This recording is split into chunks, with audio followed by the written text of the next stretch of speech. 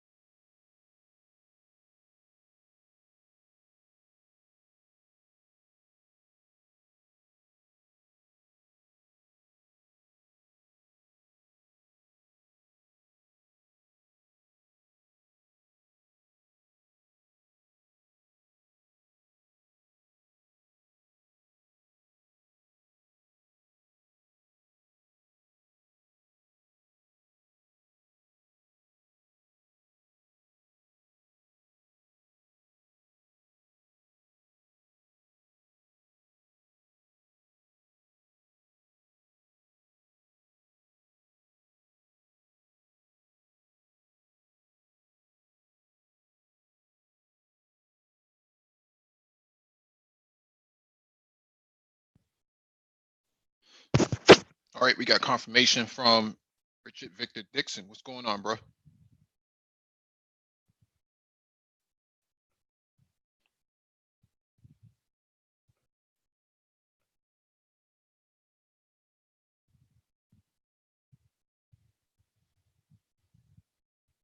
All right, we got confirmation from Nagone 11. What's going on, Nagone?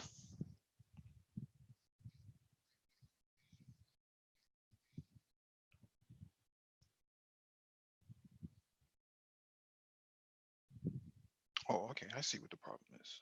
All right.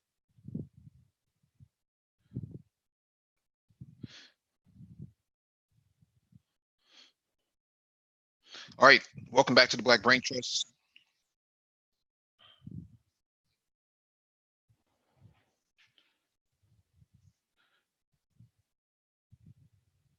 Hmm.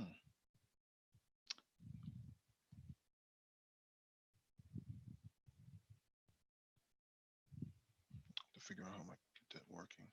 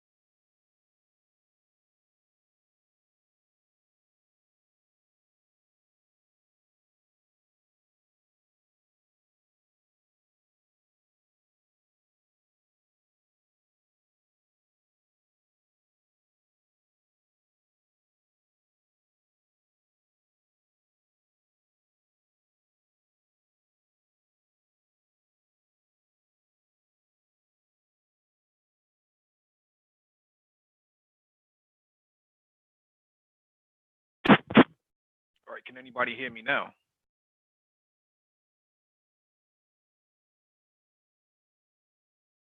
Push one in the chat if you can hear me now.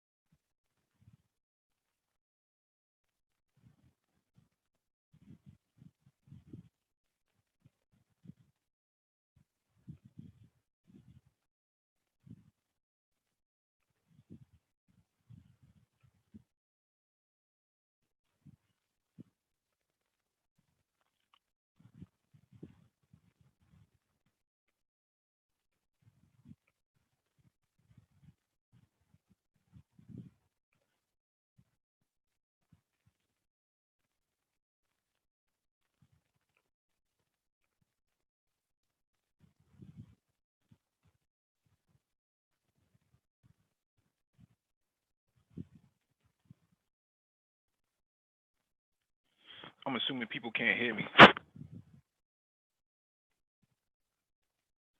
Hmm.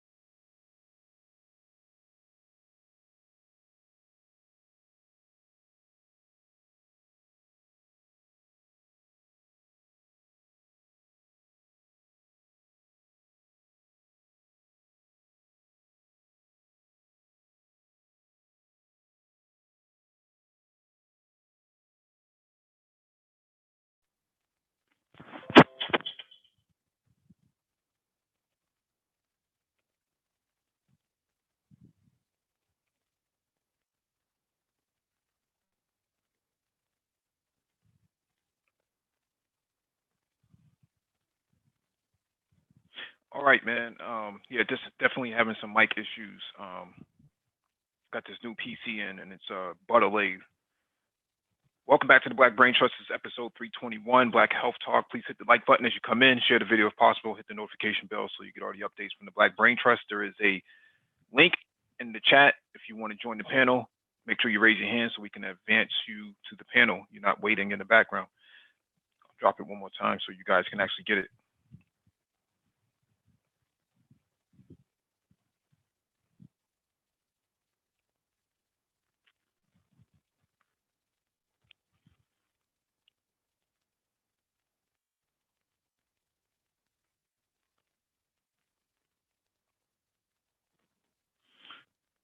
Also, just give me a few seconds. Let me grab the. Okay, I see what the problem is. Yeah, let me grab the docket because I moved from one PC to the next and it did not have it. So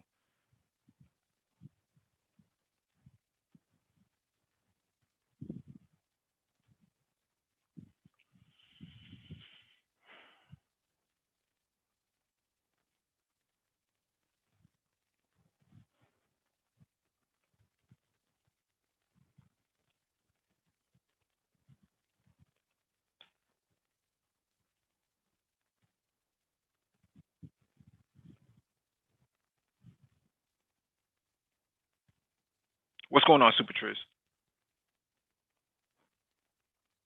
What's up, Mike? I'm just at the gym. Can you hear me?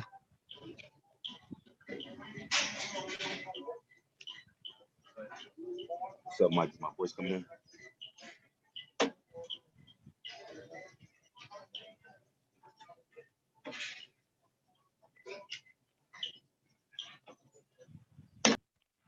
Is it me or can I not hear Super Triz?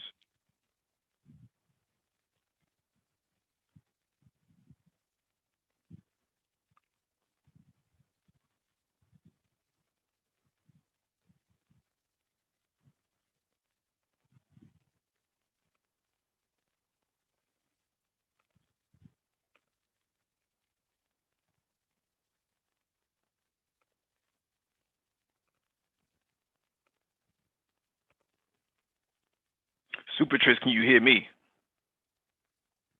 I can hear you loud and clear. Can you hear me?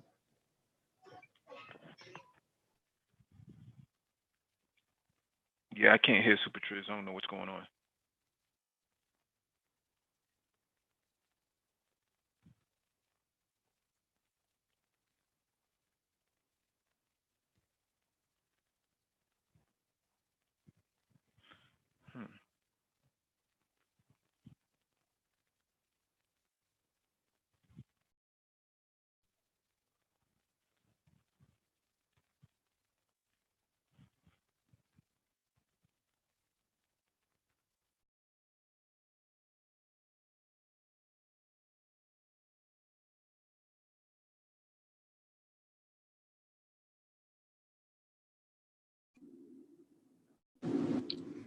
Mike, can you hear me now, Mike?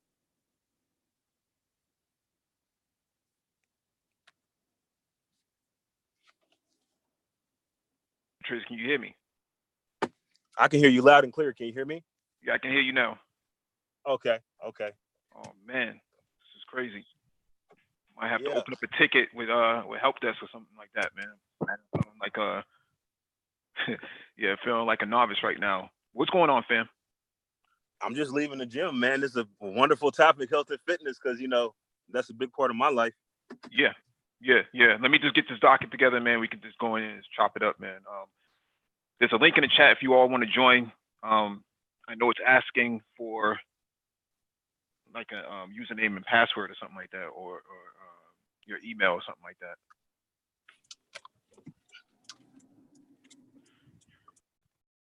Give me like 5 minutes and then we can get started. I had to transfer a whole lot of things over, and not everything came over. So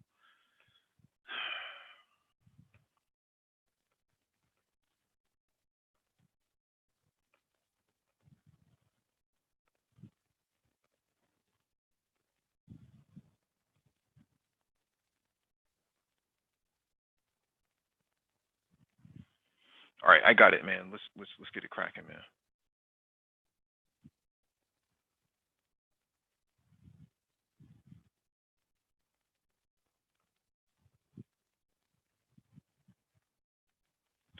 All right, so let's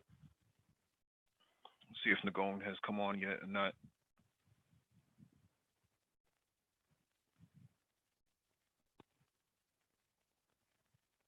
Oh, okay, he's here.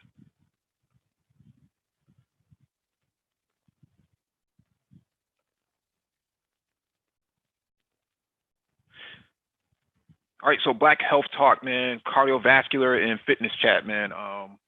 We've been chopping this game up for a minute behind the scenes, and we've been wanting to do this. Just need to find the right time. And I think now is a good time. You know, Super Triz has left the gym. I got finished working out, hitting back and shoulders tonight. I know Nagone probably is going to hit legs later if he has not already hit legs today. Every day is leg day for him. So we're going to chop it up, man, and just really go through this docket and kind of give our analysis on some of this critique and hope that Dr. Phoenix comes through before the hangout is over. So let's start with fitness before we get into the cardiovascular stuff. For me, fitness isn't always about trying to be the next Rock or John Cena or the next CT Fletcher, man. It's about just being the best version of you. And from when I work out, man, I'm never trying to be the Incredible Hulk, man. I'm just trying to be stronger today than what I was yesterday. So I hit I work out probably 6 days a week, but I'm always rotating my workout. So I should probably follow a regimen, but I'm kind of switching it up. If I did back on Sunday, I'm gonna hit legs on Monday. If I did legs on Monday, I'm gonna hit arms on Tuesday.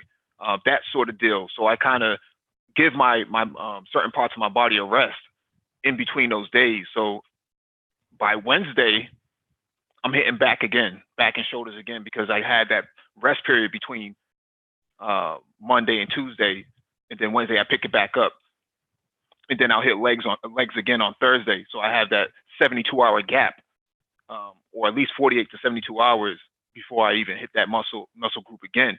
So I'm allowing the muscle to rebuild themselves over that span of time. What about you, Super Triz? How is your workout weekly regimen?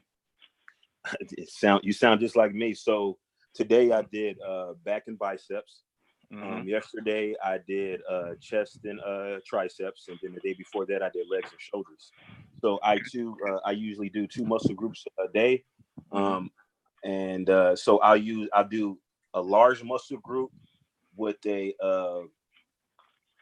smaller muscle group. And the reason why I group these muscle groups together is because they have a synergistic effect.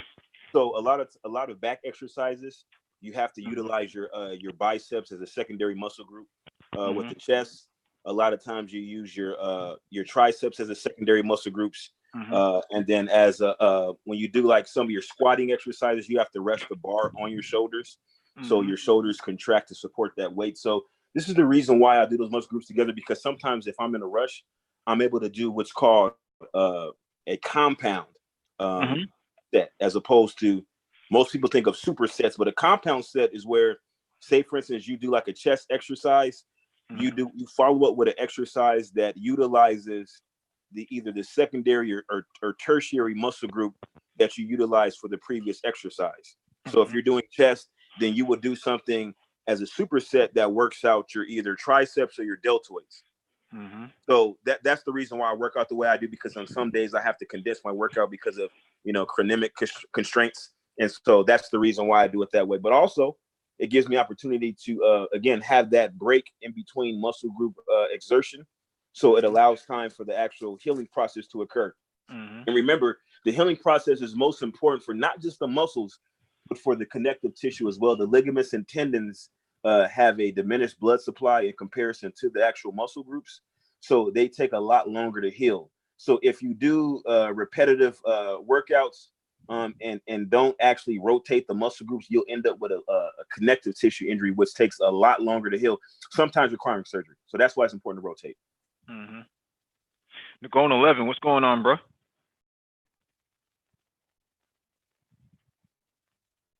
What's up, fam? What's going on? Chilling, man, chilling. What's your workout weekly regimen look like? All right, I'll break it down for you. Mondays is chest, which National Chest Day, which consists of flat back bench, incline bench press, and then and that's with free weights, and then we move to the machines with respect to the hammer strength, or we might use the Smith. It all depends. But I tend to like the hammer strength because it gives you, even though it takes the stabilizing muscles out, what it does is it concentrates a lot more on the muscle itself. Whereas with free weights, you have stabilizers and some of the other things. Sometimes some of the muscle groups might come into play, how to really isolate the muscle a lot more is with hammer strength. So I'll do the incline hammer strength machine. Then we will do the decline hammer strength machine with various sets there. And then we'll finish off with the fly set. And that's how that works actually on Mondays. Tuesdays, we do legs. Come in, we do legs, which will start out either with a squat or we'll do leg presses. We'll start out with that first. Then we will do leg extensions, leg curls, and then we will move to calves. And then, of course, we will do inner thigh presses, as we will do. And then I've incorporated something that I picked up from Kai Green quite a while ago called Jefferson squats. Oh yeah. And those are quite interesting. It gets it really gets the inner and outer, if you will, quads, and you always want to have that 3 quad separation when you flex it. But definitely do a lot of calf work as well. So that's Tuesday. I'm just going very quickly. Wednesday, we will do shoulders. We will hit shoulder presses. That will also either incorporate either Smith machine, or I tend to like to do dumbbells. I also do, of course, barbell presses. And as I said, with all the weights that we do, they tend to be varied up. I tend to do a lot more of volume, but there are days that you have load weeks and deload weeks where you go heavy for 1 week and then you might deload the next. You're always kind of changing things up. But shoulder presses usually dumbbells we first start out with. And then from there, then we do, of course, lateral raises, front raises, and rear delts exercises with, each set that we do will be between 10 to 12 reps, and usually, moderately heavyweight. But there'll be days when, let's say, we'll take shoulder presses and we'll go with dumbbells, and we'll go like 110s up to 130s on the shoulder presses, which are pretty heavy. Those will be 5 to 6 reps in the what we call hypertrophy range. Or then we'll take shoulder presses and we'll go from 245 to 315 shoulder presses, and I'll be getting a spot on that. And that will be about 5 to 6 reps. And when you get up, your soul is shaking after that. But that's heavy. If we're planning to go very heavy, but if not, we tend to go like, more reps, 225, 12 reps, on free weight shoulder weights. That's sitting shoulder presses. But we also incorporate definitely lateral delts, very important. Rear delts, very important. Front delts, very important. So you have to hit all heads of the muscle for the shoulders. And then, we'll finish up with that. And then, of course, in that, we'll also incorporate shrugs, which rear shrugs, caught those from Lee Haney, who was a master at this, 8-time Mr. Olympia winner.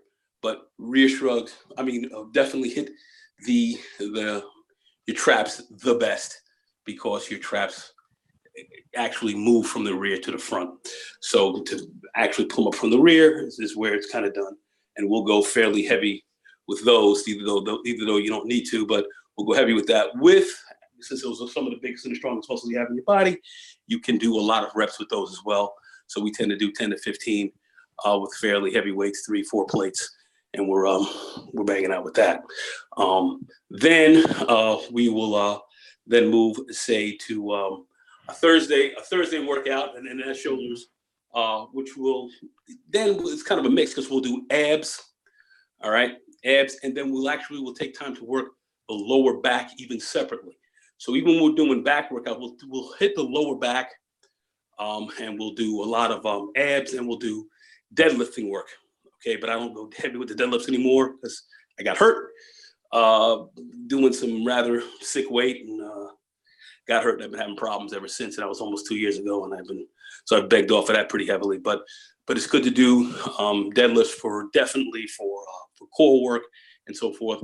But I don't suggest going too crazy heavy unless you're fairly young and you got a really good back and your technique is perfect. Because very heavy weights on deadlifts can get you hurt, so you have to be careful with that. And then let me see what else. Am I missing anything? And then we'll do back, which will be the end of the week. And then that will be consisted of T-bar rows, which we will then grab, load up the T-bar machine, and we'll pull those in for the lower lats. Then we will do either dumbbell rows, which we'll do after that. which will incorporate, quite a bit there. And then we will then move upstairs to where we have the lat pull down machines, and you do the lat pull downs, front lats, rear lat pull downs as well. And then we do also a lat pull downs where you do the V-bar. You pull them very close to your sternum as you pull down. You will go all the way up, pull all the way down, and then we'll do cable rows, and that'll get the back. When you come out, you feel like a Ninja Turtle because your back is wide and swollen. Put a lot of reps in. All those we will incorporate. We don't do anything less than 12 reps per set, and varying weights, and sometimes we'll go very heavy. But like I said, we have load and deload weeks, so we kind of mix it in that way, and that will incorporate pretty much 5 days of hitting weights. Weekends are off, 2 days, and we come back and we start from the top again. At times we can mix the workouts a little bit. We may switch days. We do chest on a Tuesday, may start off with legs on a Monday. It all depends. Well, you can switch it up.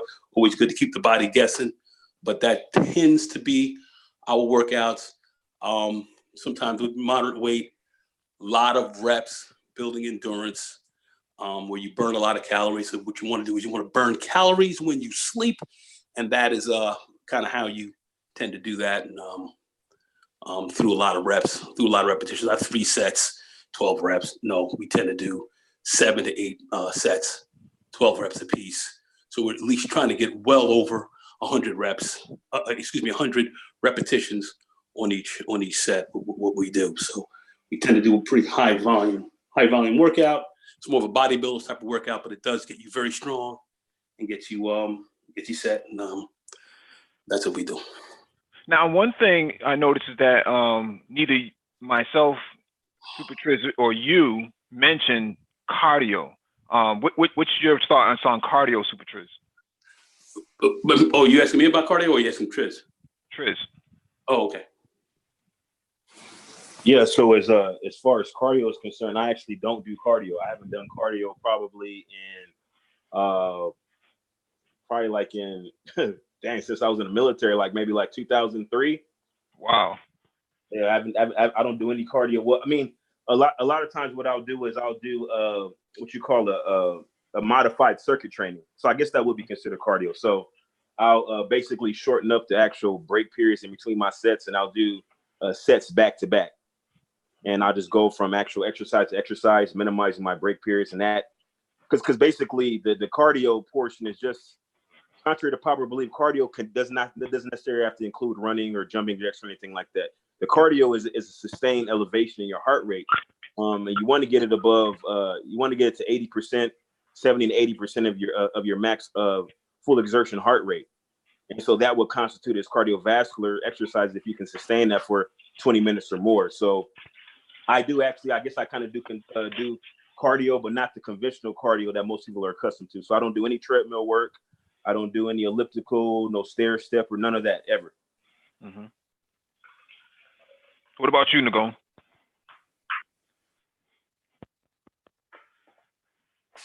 Oh yeah, cardio is pretty important. 18 minutes of cardio, certainly before you work out. 18 minutes warms you up, gets you good. You don't have to go crazy with it. But what it does is really helps the body to put itself into a anaerobic, and also, quite frankly, it also helps to put your body in an anabolic state. So you're actually prepared to build muscle from there. Your body's nice and warmed up, ready to really rock and roll. Cardio, I think, is essential to proper training. You want to have your cardio work involved as well as your muscular. Certainly with high reps and a high volume workout regimen, you do get a certain level of cardio involved. You certainly do. But what you want to do is you don't want so much resistance cardio. What you want to do is you want to have aerobic. That might even move into anaerobic cardiovascular training, and that comes from running and that type. And that tends to really get you in some very good shape as well. Helps to help out with your not only your muscle building, your fat reduction, and it also gets you in good anaerobic shape and helps you out more from a stronger cardiovascular perspective, of which helps lower your blood pressure, lower overall fat, triglycerides, a lot of things that you actually help to bring down inside your body. Mm-hmm. Yeah, that's dope. For me, I have at home I have a rowing machine, and I use the rowing machine for warming up, but I also use it for the cardio as well. So I'm usually hitting 20 to 25 calorie burn on a rowing machine per set. I'm trying to include that. There's a lot of noise coming in the background. Oh, I'm sorry. Yeah, I'm including that into my compound exercises as a way to actually get that cardio in. I really don't need cardio because I'm very, very slim. So although I'm in shape, I'm still slimmer than what I would like to be. But too much cardio would actually burn too much fat for me, and I need less cardio than I need strength. So I'm more focused on strength building than I am on cardio, but I'm including cardio to get my heart rate up as well to increase my stamina. Because one of the bad things is that I think there might be a medical term called skinny fat, or maybe it might be a bro logic term, bro science, right? This idea of underperforming skinny males, right? These sort of guys who are skinny don't show any real fat, but they actually are out of shape, if I remember correctly. So for me, including that rowing machine in there, man, I got it off of Groupon, man, some years ago, a couple years ago. I think I got it for like $100, man. It's a I forgot the name of it now, but it was on sale. It was marked down from like $400 to like $100 one day. I said I got to jump on that. That's too butterly to pass up. It folds up, and then you can kind of tuck it into a corner, or you can put it in a closet. So it's actually versatile. So I have my equipment at home because I don't like Planet Fitness because it's cheap, and then it brings on a lot of cheap people too. So you get that kind of cheap experience. It's overcrowded, and most people are sitting around talking and texting and stuff, and I'm not really into that, man, when I'm working out. So, and Equinox is like $250, $300, man, a month. So at the time I was working from home, so I didn't really need to go to Equinox or even Planet Fitness, man. I could just work out at home. I could bang all that at home. I think for a lot of skinny guys getting into the game of lifting, strength training, you can do a lot at home. You don't have to spend a whole lot of money to get it together like that. Super Trees, you have any recommendations for like working out at home, guys who maybe well under the budget and can't seem to afford it?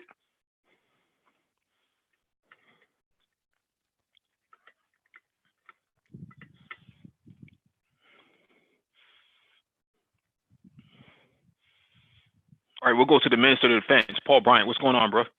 Hey, what's going on, fam? How are you? Chilling, man, chilling.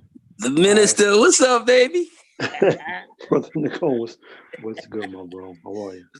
What's going on? I'm good. I actually, funny enough, I actually just walked in the house from the gym a few minutes ago, and I saw the alert, and I said, "Uh-oh, they're talking about something that I love, because the gym is my second home. I actually work out 6 to 7 days a week.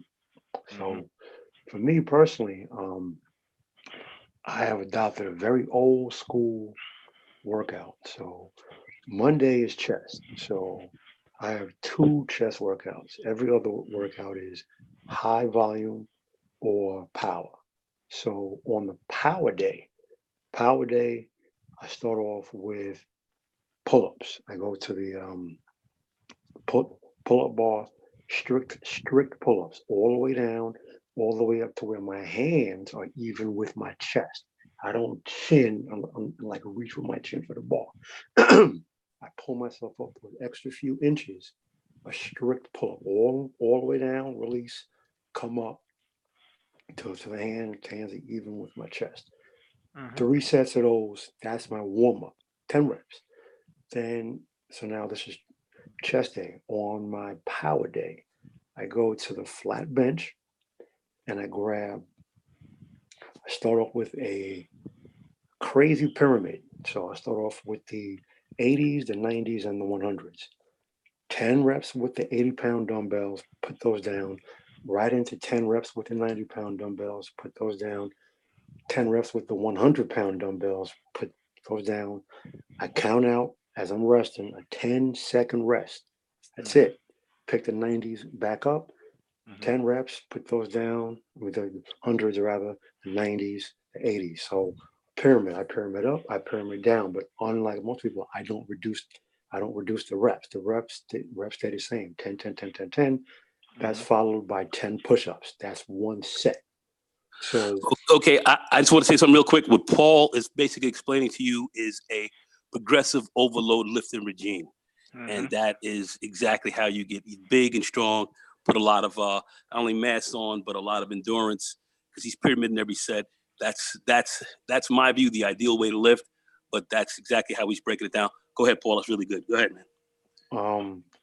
the next set, I move up. So now it's 90s, hundreds, and 110s. Same thing. 90s, hundreds, 110s. I go up 10 reps, 10 reps, 10 reps, 10-second rest, 10 reps, 10 reps, 10 reps, 10 push-ups. That's one set. The Mm-hmm. third set is the absolute killer. That is 100s, 110s, 120s. 10 reps, 10 reps, 10 reps.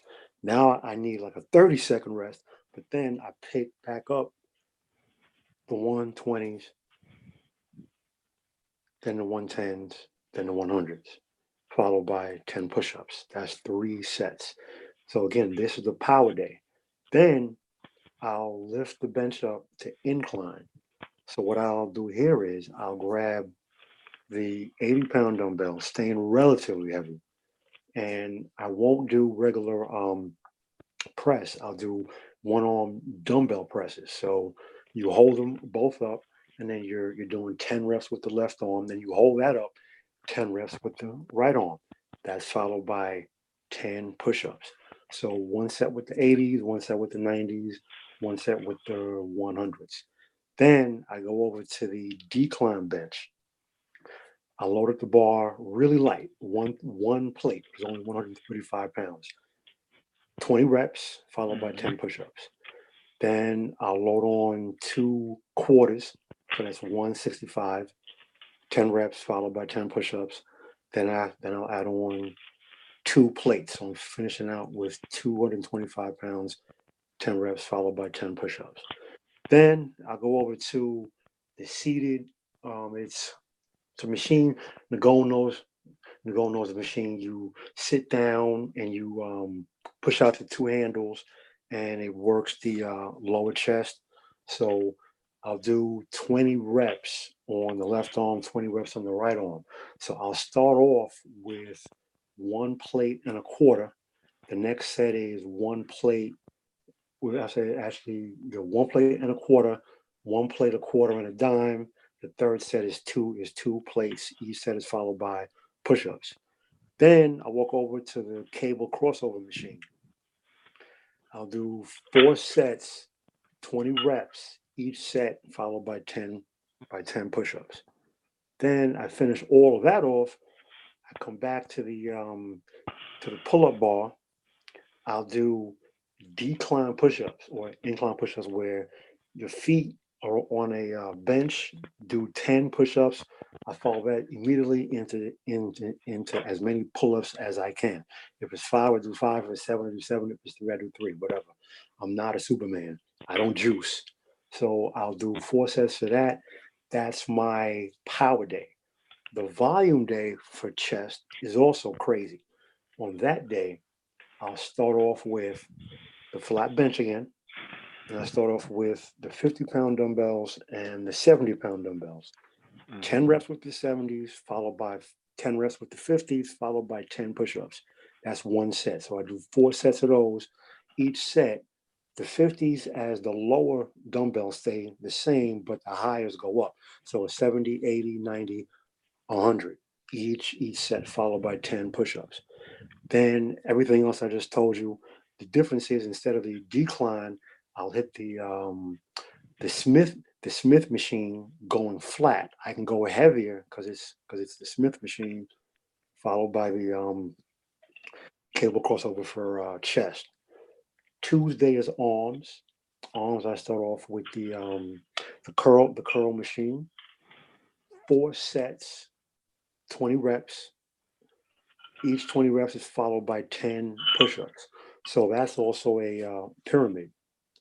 So I'm sorry, no, I'm 5 because it's 80, because the machines go up by 15. So it's 80, 95, 115, 110, and 125, followed by 140. So five up and then 5 back down. 20 reps, every weight, followed by 10 push-ups. So that one machine on arm day, that's the warm-up. That's 200 reps plus 100 push-ups. Then I go over to the seated curl cable machine, 20 reps at each weight. Start off with relatively light. The machine's going 10 weight increments. I start with 40. So 40, 50, 60, 80. So 40, 50, 60, 70, 80. 5, so that's 5 sets. I try to do 5, some days 4, depends on how I'm feeling. 10 push-ups after each set. Then I'll go in the back. My partner showed me something crazy. Take the 40-pound dumbbells, you're seated. You're gonna do they look like hammers, but at the top, you turn them like regular curls with the 40-pound dumbbells.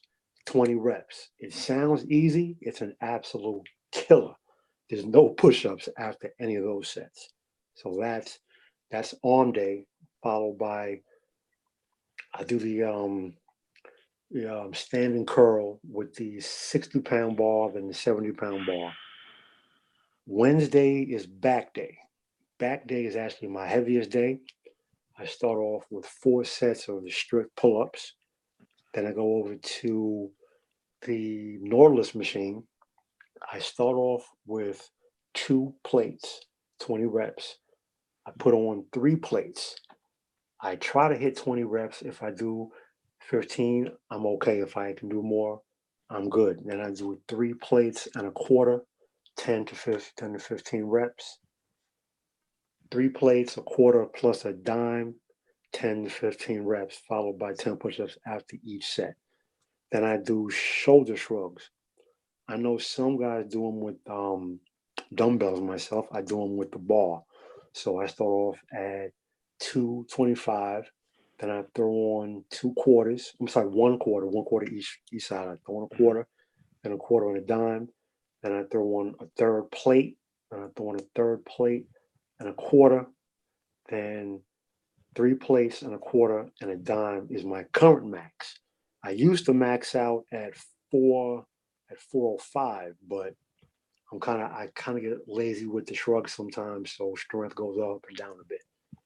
Then another good exercise that I find gets the back thick, the bent over rows, where you get the bar and you put a plate on, and then 2 plates, 20 reps. Follow that out with 20 push-ups for 4 sets.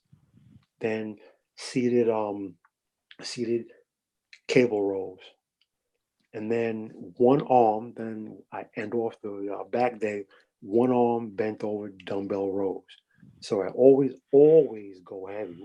What I think is heavy. I'm not Ronnie Coleman strength, but so I go 80s, 90s, 100s, and 110s, followed by 10 push-ups after each set. At the end of each workout, I also do 20 minutes of cardio on the bike, on the stationary bike. So that's back day, which is Wednesday. Thursday, I come back to I mix it up a bit. I do a little bit of chest and I do a little bit of arms, and I do a little bit of legs. I have a knee problem in my left knee, so I really don't go heavy on legs, and that's a bit of a light day. Friday, I do a little bit of the back workout again, and I hit shoulders. I hit shoulders really hard. For shoulders, I like the cable machine where you lift up the cable bar to one side. I do standing plate raises with 145-pound plate.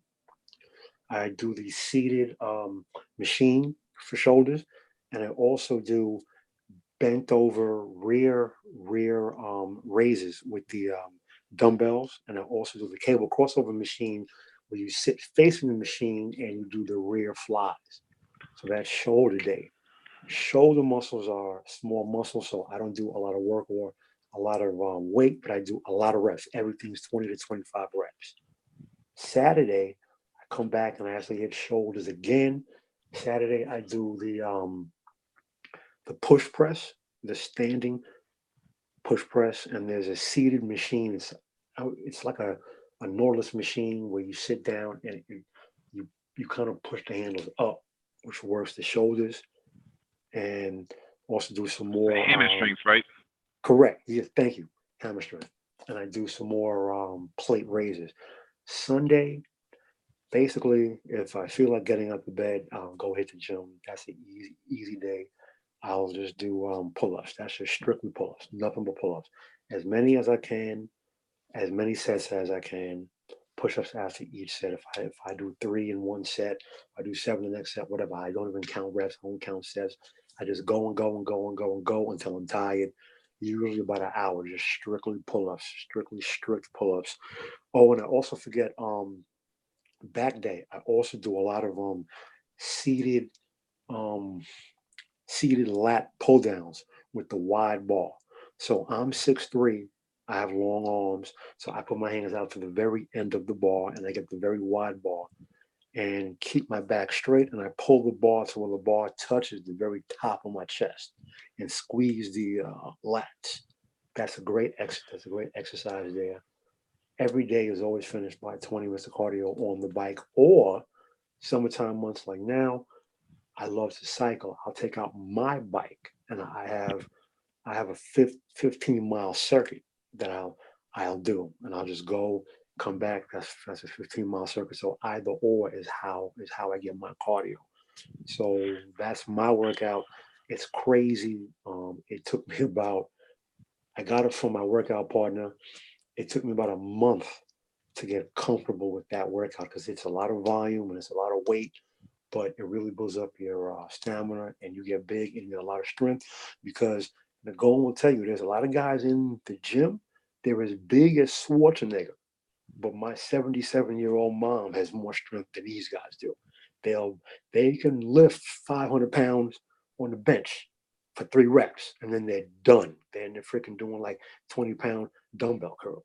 So my workout gives you size, but it gives you strength and it gives you stamina. So that's my personal workout.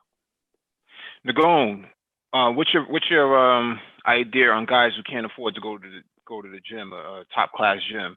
What are some of the workouts they can do at home? What was it? What was this dude? Go ahead. You gonna ask me? Go ahead. I said Nagone. Yeah.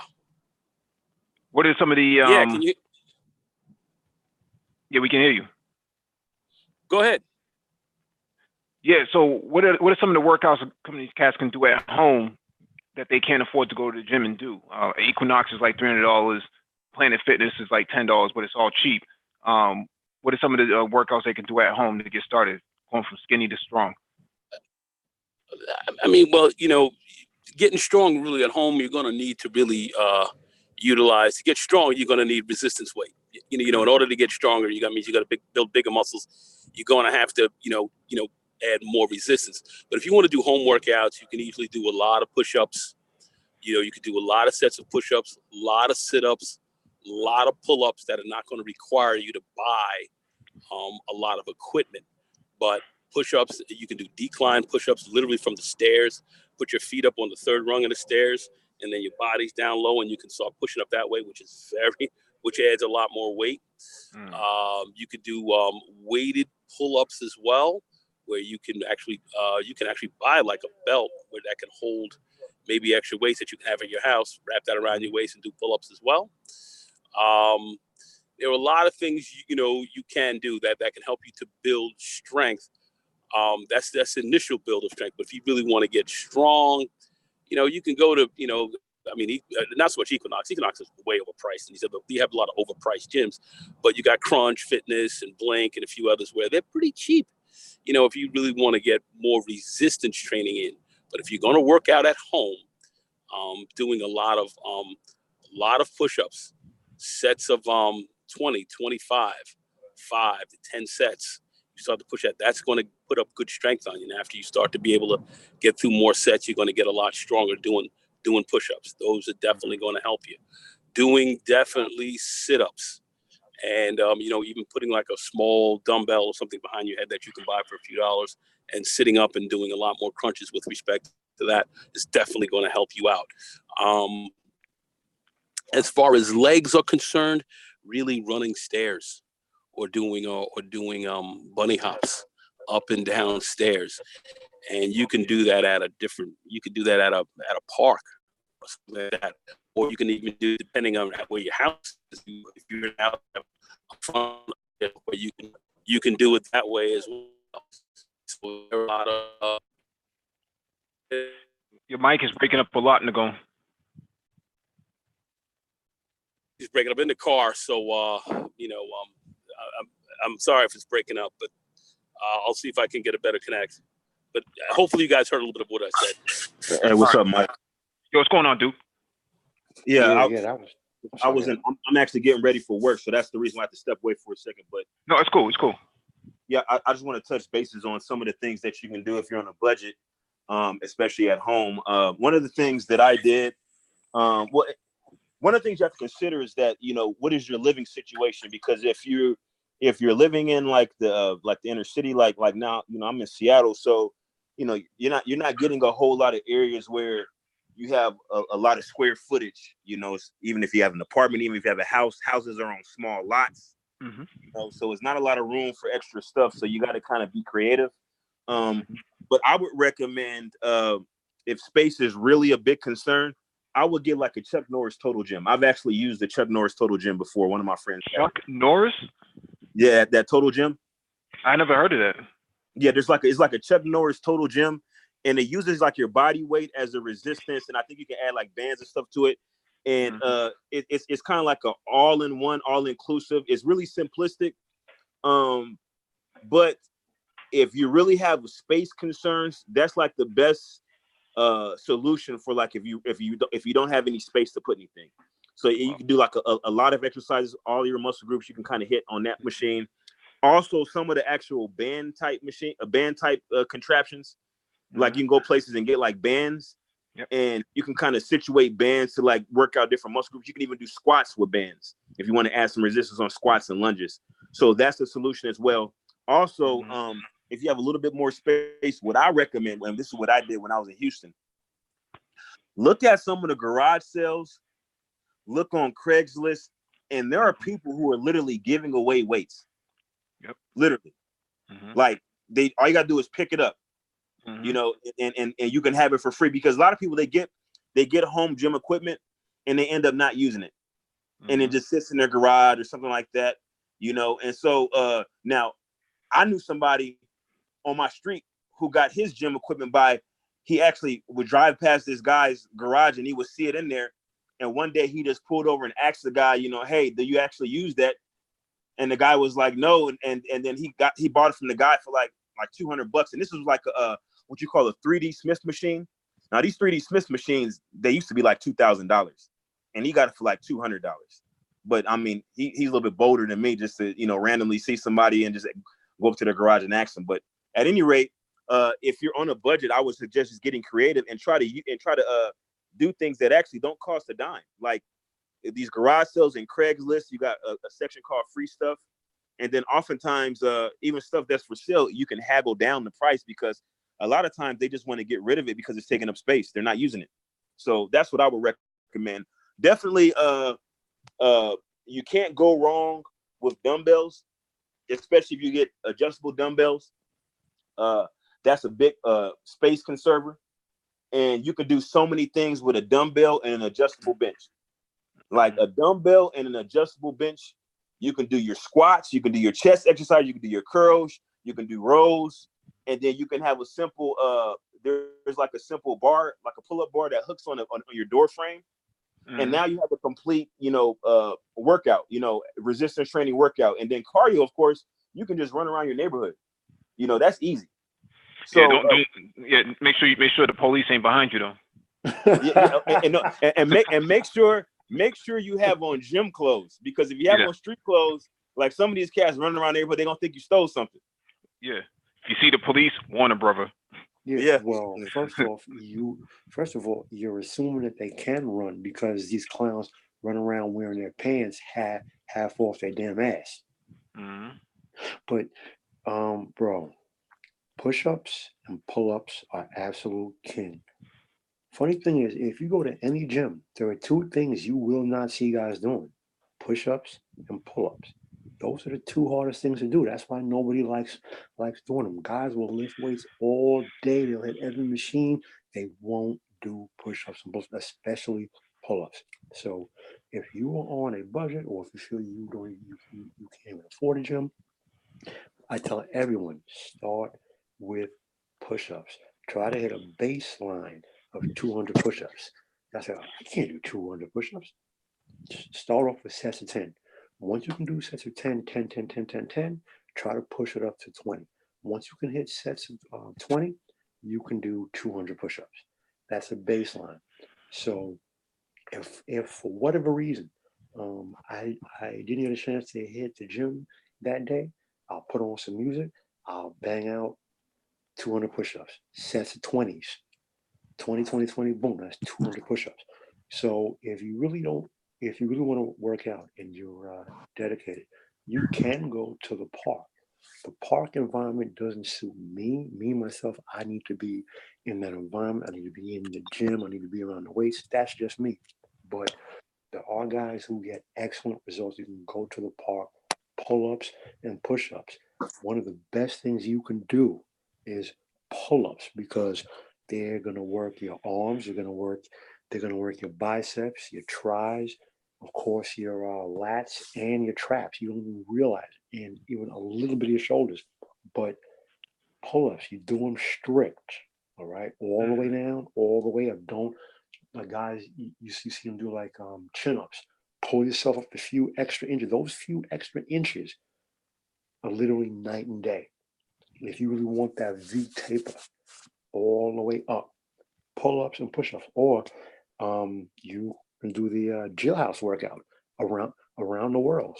Pull-ups, Yeah, push-ups. I think a lot of guys in the manosphere already did the gym work, the jailhouse workout. So quite a few of them cats, man. Quite a few of them. Let me read this article. This one is from boxrocks.com. So this is CrossFit site. How to build muscle and strength. The 5x5 program. The 5x5 program is a common method to help people build strength, muscle, and mass. You work your full body every session with a rep range of 5x5 for all compound exercises. This is then followed by accessory exercises to finish each workout. This program increases testosterone levels and stimulates muscle fibers constantly, leading to solid muscle growth and improvements in strength. Alternate between workout A and B 3 times a week with at least 1 day off between sessions. Add weight in incremental amounts each week, provided that you were able to complete the prescribed sets the previous time you completed that particular workout. For example, when benching in workout A, only increase the weight if you successfully lifted that weight for 5 sets of 5 reps. The last time you completed workout A. Rest periods, rest for 60 to 120 seconds between sets of the 5x5 compound lifts. Rest for 30 to 45 seconds between sets of the accessory exercises. Workout A, compound lifts, back squat, 5x5, bench press, 5x5, bent over row, 5x5, accessory lifts, pull-ups, 2x8, so 2 sets by 8 reps. Side lateral dumbbell raises, 2 sets by 8 reps. Sit-ups, 2x15. Workout B, core compound lifts, front squat, 5x5, strict press, 5x5, deadlift 5x5, accessory lifts, barbell curl 2x8, seated tricep press 2x8. So this is actually pretty good. I've done this in the past. I haven't done it in recent time, but this is actually pretty good. I'm really time constrained now because I'm working on various things, including these live streams. So I think these are essential for skinny guys trying to get fit. If you look, like Super Trish said earlier, if you look on Craigslist, man, you find a plethora of equipment on there just being given away for free. I saw a guy in the military who was being shipped off, man, and he needs to empty out his garage, and he had a whole full-size rack for like $300. A full-size rack, at least a decent one, man, it's gonna cost you $1,000 out the store. Then you got to put it together. This stuff was already put together. You just need to load it on the back of a pickup or something like that. So what I'm saying here is, when you're on a budget, you don't have to spend, a whole lot of money on stuff. Resistance bands and push-ups. Wrap the resistance band around your back and lock it in on the palms of both of your hands, and then use that to push up. And I can almost guarantee you that's gonna wear you out. You won't be doing, like the 20x20 like Paul does. You'll probably be doing, 5 to 8 reps with that resistance band. That resistance band is gonna really, really challenge you. Also, if you're gonna do pull-ups on the pull-up bar, use the resistance band too. There's no sense in straining yourself and trying to eat, or even possibly hurting yourself trying to pull yourself up, or trying to pull your own weight, and you don't even have your hands in the proper position. You want to go wide, for your lats, and you want to, pull your hands inward from a position standpoint if you want to hit, your rhomboids and stuff like that. No, what don't make there are, because I'll tell you, believe it or not, man, a lot of guys have come up to me in the gym and asked me about pull-ups, and I tell them, listen, there's several steps, man. Pull-ups are literally the hardest thing you can do in the gym. That's why you don't see guys doing them. So if you're starting out doing lats, pull-ups, I'll tell you exactly what I did. Go to the bar. Just try to do one pull-up. Just try to do one. Whatever you can do, just do the one. If you have to do them in sets of one, do them in sets of one. Then you want to go over to the seated lat pull-down machine. Again, that's the one with the really wide bar.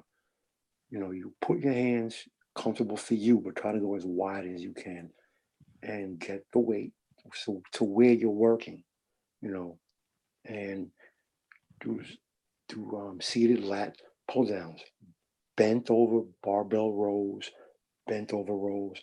Those all help out, and do lots of those, and keep hitting the pull-ups. You just have to keep hitting them and hitting them and hitting them and hitting them, because eventually you're going to find that rhythm, and you're going to do more. And one last key to pull-ups, and this is actually the best advice I ever got for starting on pull-ups. Whenever you do pull-ups, your first set, however many reps you did the last day or yesterday or 2 or 3 days ago, the first set, do one more rep. So if you only did one rep 2 days ago and now you're doing pull-ups, your first set, do 2 reps. If every other set is 1, fine. Eventually you're going to get to the point where you can do 3. So if your last set was 3, the first set on this day, do 4. It doesn't matter what every other set is, and keep doing one more initial rep on that first set. And eventually you're going to work up to where you can do 10 reps in every set, just 10, 10, 10, 10, 10. And then you're going to get crazy. You're going to start putting chain around your neck. You're going to start getting the bar with the 45-pound plate. But listen, this stuff takes months. It literally took me, no exaggeration, it took me about a good 8 to 9 months to the point where I could do pull-ups with the 45-pound plate on a belt around my waist. And I was hitting it It took 8 months just to get to that point. You know, none of this stuff is going to happen overnight. It takes a long time. Yeah, that's a good point. That I think a lot of guys look for instant gratification. You know, they're on Instagram, they're on social media, looking at these other guys who are on IFBB pros, and they're looking at these guys like, I got to get like him. But in reality, his body is his body, your body is your body. No two bodies are the same, and you can't just automatically. It's consistency as well. He said it's consistency. You got to be consistent. That's how this thing's got to be consistent. Yeah, and the thing is, these guys are looking at, these models on YouTube and whatnot, man. Quite a few of them, Mike Rashid, shout out to Mike Rashid. Looking at Chris Jones from Pump Chasers and stuff like that. You're trying to get like him, but you need to just be more like yourself, man. Just a better version of you. Stop trying to chase what you see on the monitor, what you see on the screen, and just be a stronger version of you.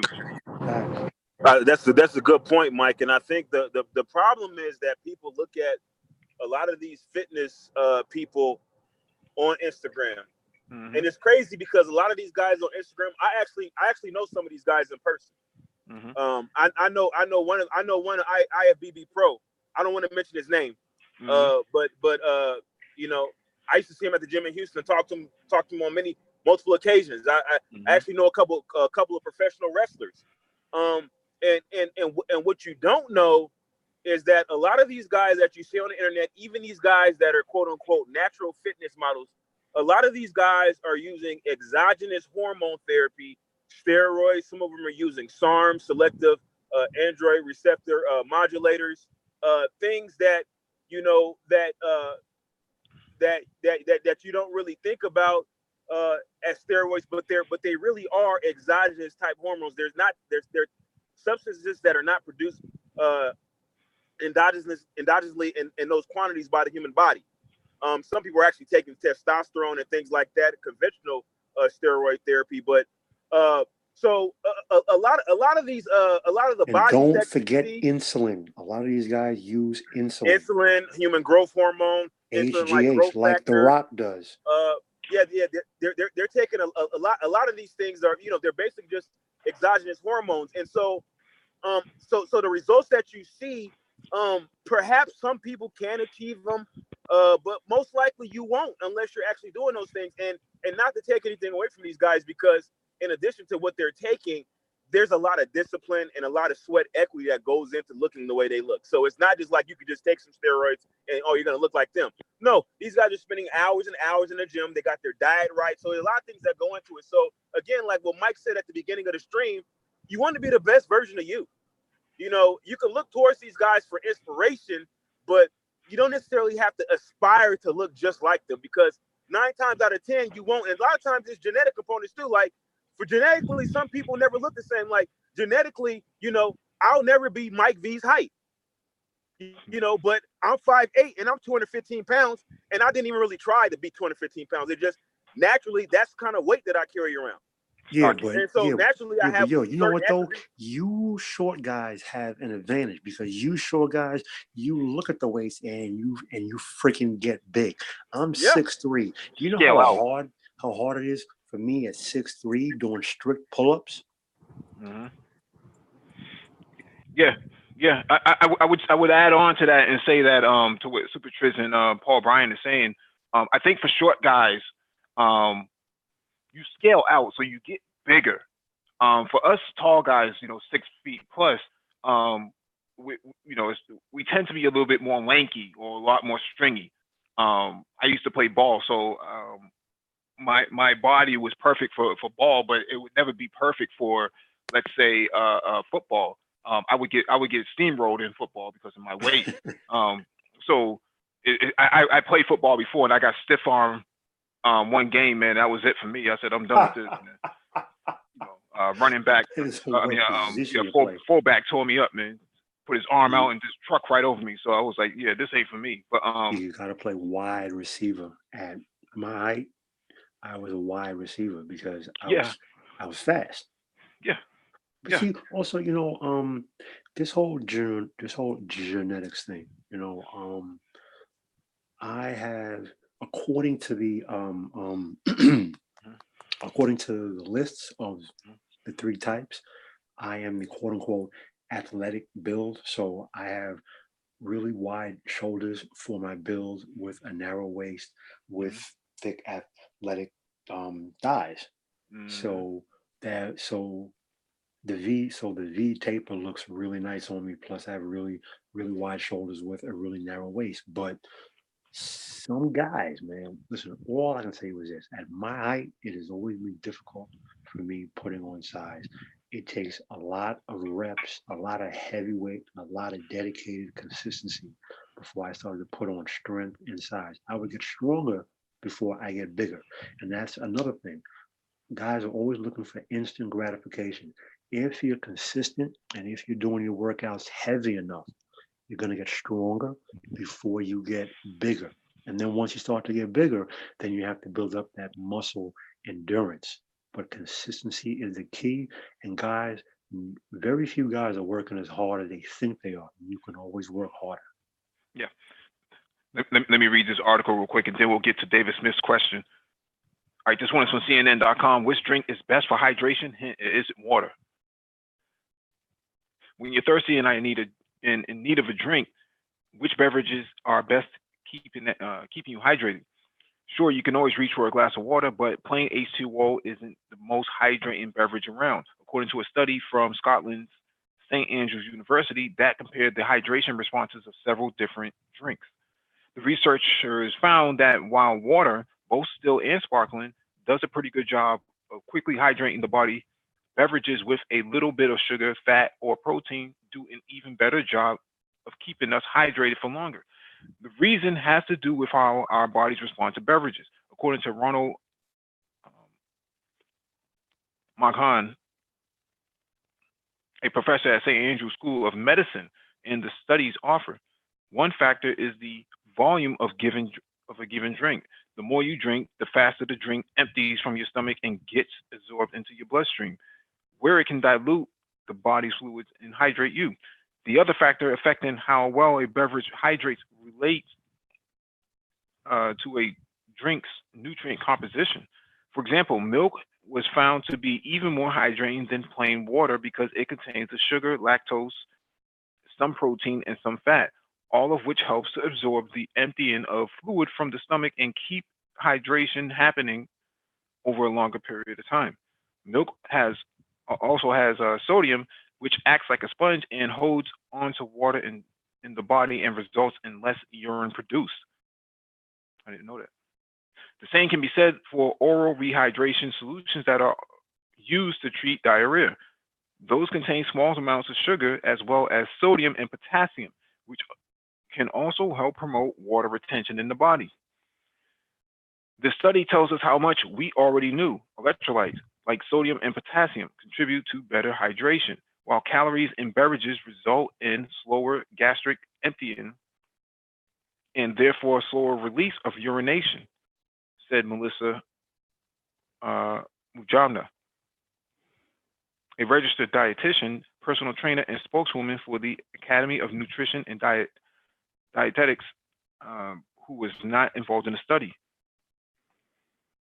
But here's where it gets tricky. Beverages with more concentrated sugars, such as fruit juices or colas, are not necessarily as hydrating as their lower sugar cousins. They may spend a little bit more time in the stomach and emptying more slowly compared to a plain water. But once these beverages enter the intestine or into the small intestine, their high concentration of sugar gets diluted during a physiological process called osmosis.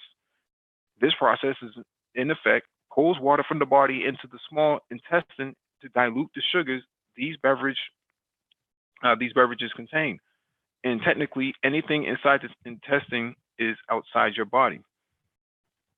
Juice and soda are not only less hydrating, but offer extra sugars and calories that won't fill us up as much as solid foods. Explained Jamna. If the choice is between soda and water for hydration, go with water every time. After all, our kidneys and liver depend on water to get rid of toxins in our body. And water also plays a key role in maintaining skin's elasticity and suppleness. It's the cheapest moisturizer you'll find. While staying hydrated is important, doing so keeps our joints lubricated, helps prevent infections, and carries nutrients to our cells. In most situations, people don't need to worry too much about how hydrating their beverages are. If you're thirsty, your body will tell you to drink more, Mahan said. But for athletes training seriously in warm conditions with high sweat losses, or for someone whose cognitive function may be negatively impacted by working long hours without beverage breaks, hydration becomes a critical issue. Alcohols act as a diuretic, which causes you to pass more urine,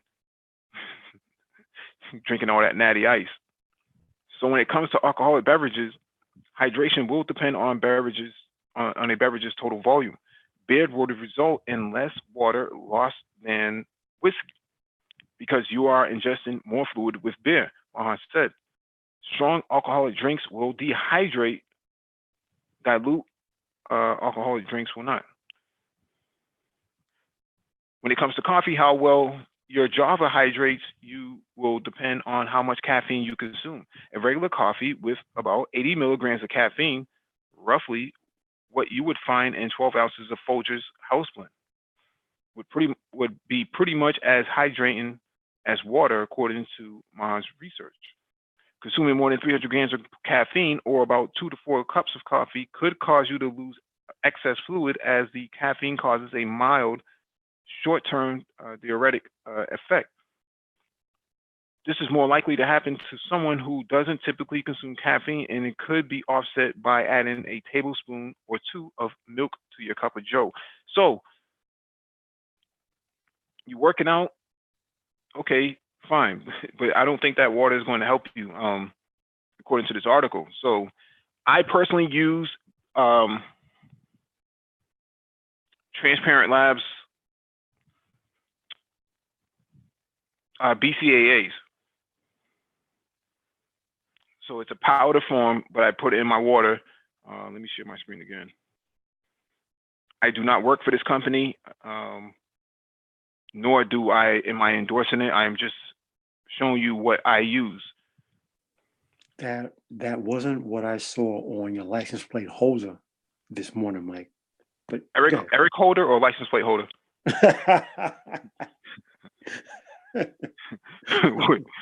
What did it say? Transparent Labs. Oh yeah. Yeah. So I know. So I use Transparent Labs bulk pre-workout. I've used all the flavors so far, and I prefer the blue raspberry and strawberry lemonade personally. I think orange tastes like a bad version of Tang. But what I will say about bulk pre-workout and as well as the BCAAs is that this has done wonders for me. So instead of burning out at 10 reps, I can hit that 12 reps solid. So I feel like that is worth it. What I would also say is that I drink a lot of water. I don't like milk from a cow or from any other animal, so I stay away from that sort of milk. I think as humans we're not supposed to even be drinking that type of stuff because cows don't even drink it. So, personally, I can only speak for myself. I don't tell any person what they should or should not do. I used to take a lot of supplements. I used to take BCAAs. I used to take creatine. I used to take pre-workout. I used to take the gluta. I can't remember the name of it. Not glutamine or something to help with muscle soreness. I used to take post-workout. I used to take protein shakes. And here's the thing, right? I found that it gave me really expensive piss. So I weaned myself off of everything. The first thing I did was I stopped using pre-workouts. My workouts, the first week, they were horrible. I was weak. I had no strength. I was, I was slightly depressed. After about a week and a half, my body adjusted. I literally have not needed pre-workout since. So what I do is my pre-workout is 3 sets of pull-ups every day, no matter what I'm doing. Chest, back, arms, shoulders, whatever. That's my pre-workout. 3 sets of pull-ups. I don't need what I'm saying is my body has adjusted to not needing pre-workouts. BCAs, I don't take BCAs anymore. I don't take creatine anymore. I don't take any supplements. I just eat a clean, healthy diet. When I walk in the gym, I have a 1 gallon jug with me. I usually 3/4 can clear out that gallon jug. 3/4. I don't empty it. I don't drink a whole gallon. That would be a lie. But half to about 3/4 of that 1 gallon jug of water while I'm at the gym. I drink a lot of water because I sweat a lot because I lift heavy with a lot of reps. Um, I do take a protein shake, but I don't. I take it post workout sometimes, not every day. It's not a strict thing. It's not an everyday thing. But again, my results work for me. I'm not telling what any person should do. I'm only relating what I used to do versus what I do now, and I found I've lifted just as heavy, if not heavier, without any supplements. But again, I've been doing this for a while now. I mean, it's been like with this current workout, it's been like 18 months to 2 years with this current workout. And I've been in the gym since 2011. So Yeah, yeah. I think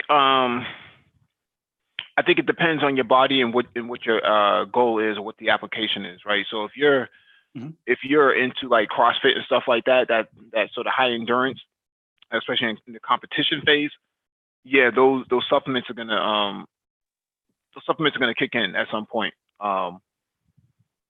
In my experience, it has had an effect, and your mileage may vary, but um,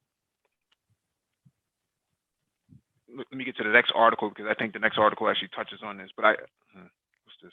Um, these are the BCAAs and the pre-workout I use from a powder protein standpoint. I'm not a big. I tried everything, probably like you, Paul, and Super Triz. dude, I went Those through cheap every protein powders that are in GNC, Vitamin Shop, stay away from them. All it does is give you the bubble guts. You're walking around, you're trying to deadlift, you're trying to lift heavy, and that's you have flatterings coming out, man. You done tore the gym up, man. It's just not worth it, man.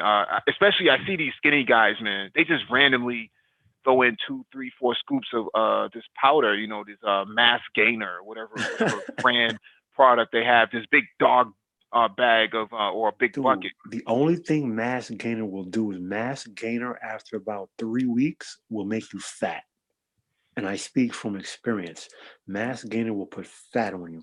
Mass gainer, funny enough, for someone like you who's tall and skinny, mass gainer would work. But you have Mm. to eat a lot of protein and you have to lift heavy. Because even as skinny as you are, if you don't lift heavy with a lot of reps and eat a lot of protein, a lot of chicken, fish, and rice, even as skinny as you are, you can put fat on. I'm 195 as of this morning when I went Wow, to my MRI. So dude, you're um, thick. yeah, but that runs in the family. So Yeah, yeah, yeah. yeah, I think the maximum I was at was like 200 or 201, and I was like comfortable with 200. So I'll probably get back to that by the end of the year. I got a But did you competition. Who's that? I think that was the ghost in the machine. I don't know. Oh, one quick note. Um, Lactose is the sugar that is in cow's milk. The human body is not designed to process lactose. We can process lactose, but the body does not like doing it. So me myself, I'm lactose intolerant. So Mm-hmm. I avoid anything that has lactose in it. Now, what I'm going to say grosses people out when I say this. Mm-hmm. The human body, we're supposed to drink human milk. So when you're a child, why do you think women breastfeed? Because that's human milk. We're not Mm-hmm. supposed to, we're not baby cows, we're baby people. So we're supposed to drink human milk. But when you tell people that, they get all grossed out. But yet you drink milk from a cow, but not from a person. When the Mm-hmm. human body is designed to process human milk. Mm-hmm. Mm-hmm. Well, I mean, that would require, a lot of these guys going around sucking on tits, man. I don't know. I don't know with this Me Too stuff. I don't know if that's a good idea, man. Hey, listen, I volunteer to take one for the team on that one. Mm-hmm. But Yeah, water, human body, the human body is what, 80% water. So the best thing you can put in your body is water. Your body constantly needs water. So especially when you work out, your cells are producing more waste. So everything goes into the bloodstream. And if there's too much waste in the bloodstream, the body dumps it the first available place, which is in your joints. So that's why your joints get stiff and you get joint pain. When you drink plenty of water and there's a higher content of water in your bloodstream, that keeps your joints flushed. You may go to the bathroom more often, but your urine is a lighter color because your bloodstream and your entire body is cleaner and healthier. Mm-hmm. Yeah, but yeah, stay away from all those mass gainers and dog bags and buckets and stuff like that. If you're not working out, man, it's not going to work out for you. You have to be consistent with that. That makes sense if you're going to go into if you're trying to hit a certain weight at a certain time. You can do that, but you look at Michael B. Jordan and his training for Black Panther. He worked out twice a day for a whole year straight. I think for 9 months straight, every single day, 8 pounds of chicken and rice post workout every single time. I mean, I don't know. I don't know if I can eat like that, man. That's just like just looking at that plate makes me want to throw up. And there's something else. There's a popular misconception. Even if you straight up and down juice and take HGH and shoot in insulin, you have to put in the work. These things do not put the muscle on. You put the muscle on. What these things do is they give you resistance to fatigue so you can train longer. So you're putting in more work longer. You have to put in the work. Okay. That's what they do. They don't put on the muscle. They allow you to work longer. So that's how you put it on. So it's unnaturally. They give you endurance that you would not naturally have. But you have to put in the work. All right, let me read this article real quick from Yahoo News. Extra protein boosts muscle with resistance training, but only slightly. Extra protein from food or supplements does lead to increases in strength and muscle, but not as much as some might hope, researchers write in the British Journal of Sports Medicine. Presented as an infographic, the results are based on a review of data from 49 randomized controlled trials in 17 countries and more than 1,800 participants. The upshot: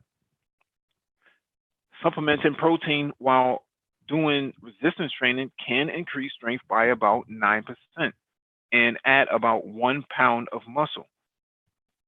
The effect levels off at a certain point, after which extra protein provides no additional benefit. Lots of people taking protein or take protein supplements with the expectation that they are going to gain lots of muscle because of the protein supplement, said senior study author Stuart Phillips of McMaster University in Ontario, Canada. Supplement companies tote huge benefits, Phillips told Reuters Health by email. We thought it was time to do some science. Phillips and colleagues conducted a systematic review and meta-analysis of research published on the topic of protein supplementation and resistance training, looking at how much extra muscle men and women gain, as well as how much stronger they became.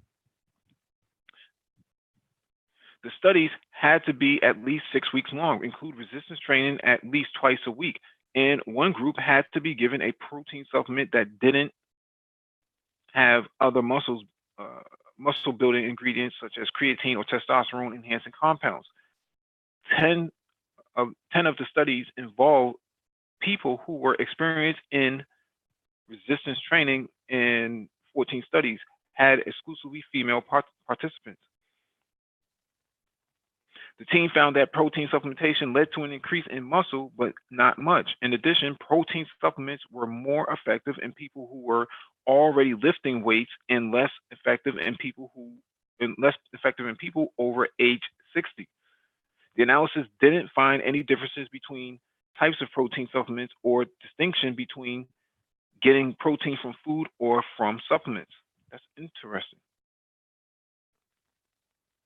When Phillips' team analyzed the relationship between the amount of muscle gained and total amount of dietary protein consumed, they found that gains leveled off at around 1.6 grams of protein per kilogram of body weight per day, or about 0.7 grams per pound. That is twice the recommended daily amount in most official nutrition guidelines, they note. Going to the gym is where most of your benefits come from, Phillips said. Current studies are investigating the key amino acids in protein that aid this muscle building process, particularly leucine, and especially for adults over age 60 who may have muscle and bone loss known as sarcopenia. It's a big deal to have sufficient enough quantities to stimulate muscle growth, he added. Future studies will focus on ways to boost muscle and the effect of protein supplementation in older adults, including through everyday foods such as milk and meat. Older adults experience age-related physiological changes that affect body weight and body composition, said Li Qiang Qin of Suzhou University's School of Public Health in Suzhou, China. Qin, who wasn't involved in the current review, has studied the effect of milk protein supplementation among older adults taking part in resistance training programs. Milk proteins are excellent sources of all the essential amino acids and may represent an ideal protein source to promote muscle anabolism in older adults undergoing resistance training, Ken said.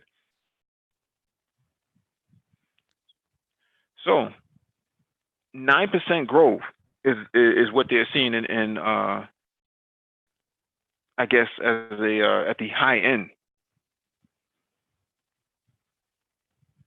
Well, so if that's going to be the case, you may not need to actually use some of these these supplements that we see on GNC. As I said, bro, well, if you look at some of the actual professionals. Go ahead, Super Tris. If you look at some of the actual professionals, like when we talk about IFBB pros, you're talking about some of the actual CrossFit athletes. You look at their diet regimens, some of them that actually divulge that information, you'll find that their diet consists of just food. There really isn't a whole lot of supplementation, as far as, muscle mass builders and protein powders. A lot of times those muscle masses, mass building and protein powders are used as an actual meal replacement in the event that they're unable to stick to their regimen for whatever reason. Maybe they're on the road and they're in a rush. And so they'll actually, hey, I'll take down an actual, meal replacement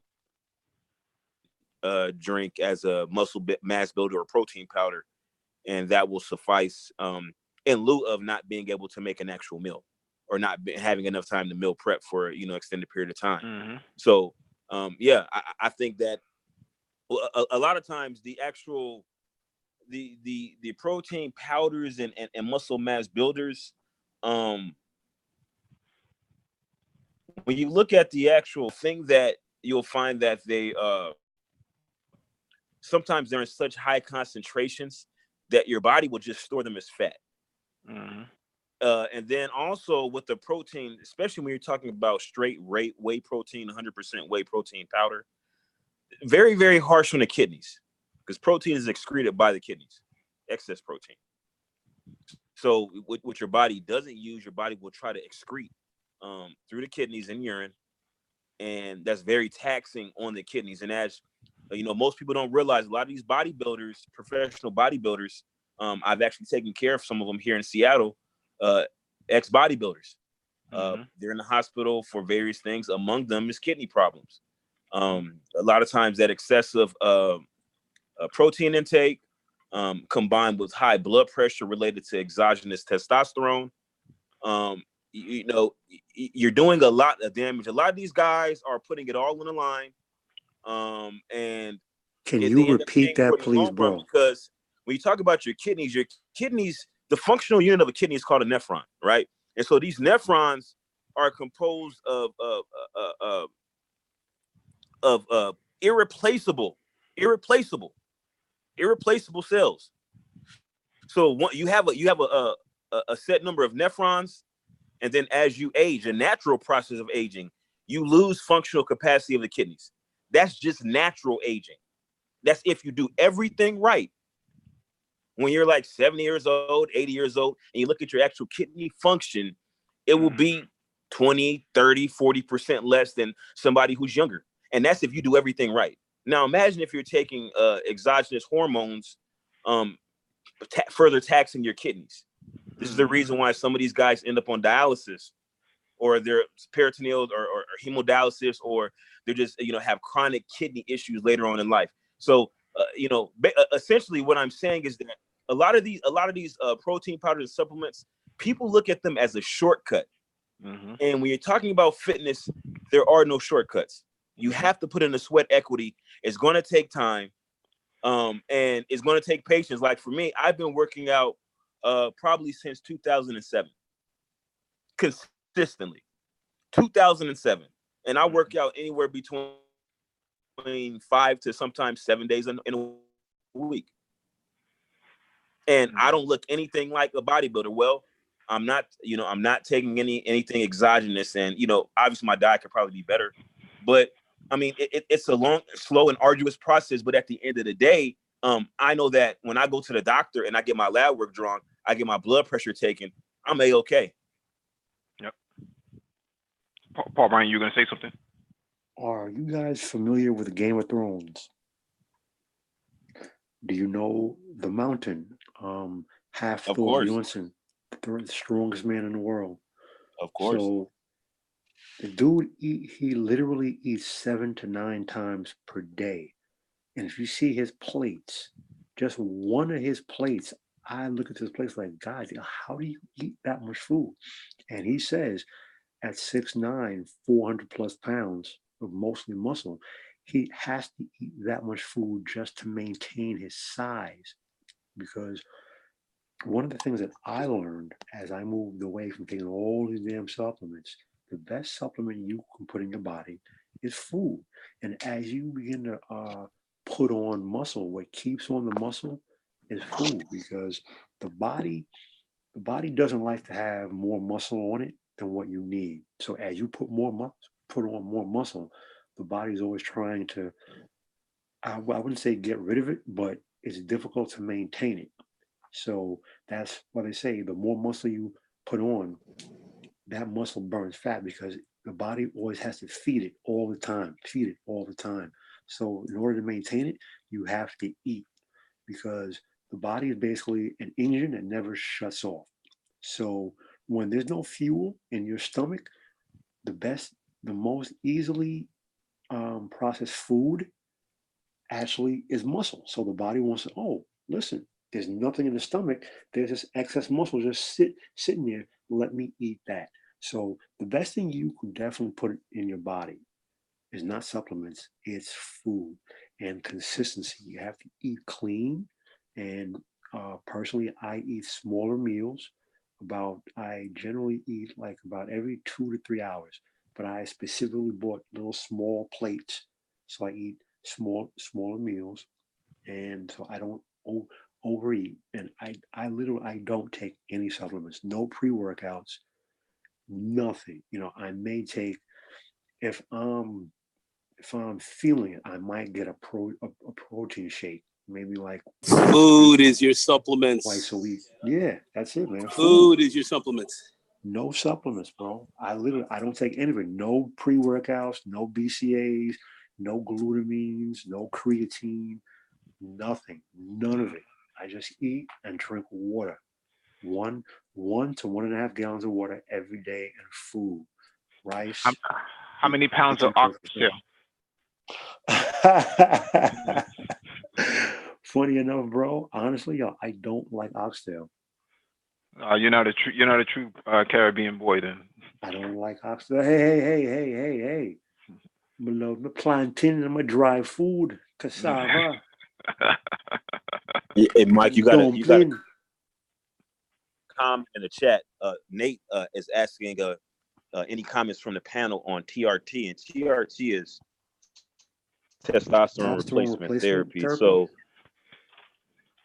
I mean, we don't recommend it. Yeah. Well, here's the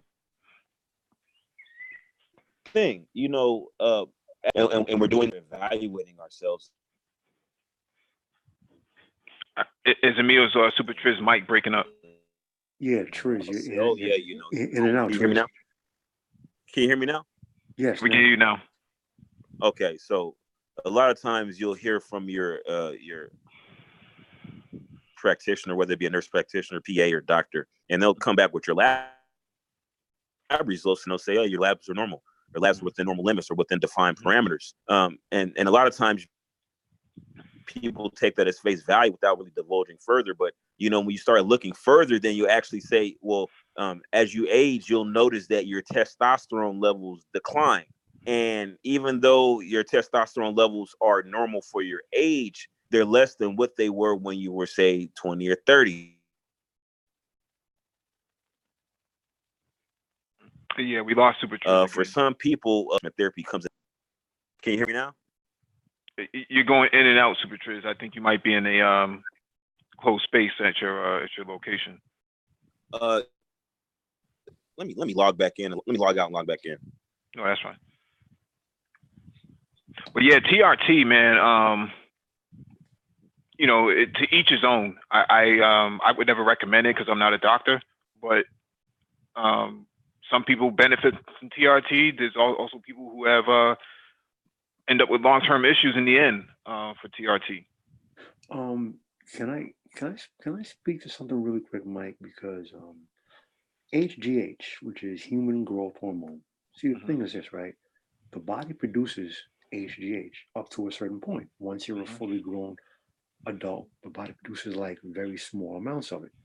So a lot of athletes will take HGH because they say it's natural, it's not a banned substance, and you put on a lot of muscle. The thing is this: science has not been able to find a way to specifically target HGH. It makes everything grow. So it makes your bones get thicker. It makes your organs get bigger. So we don't have enough long-term studies to find out the long-term effects of taking HGH.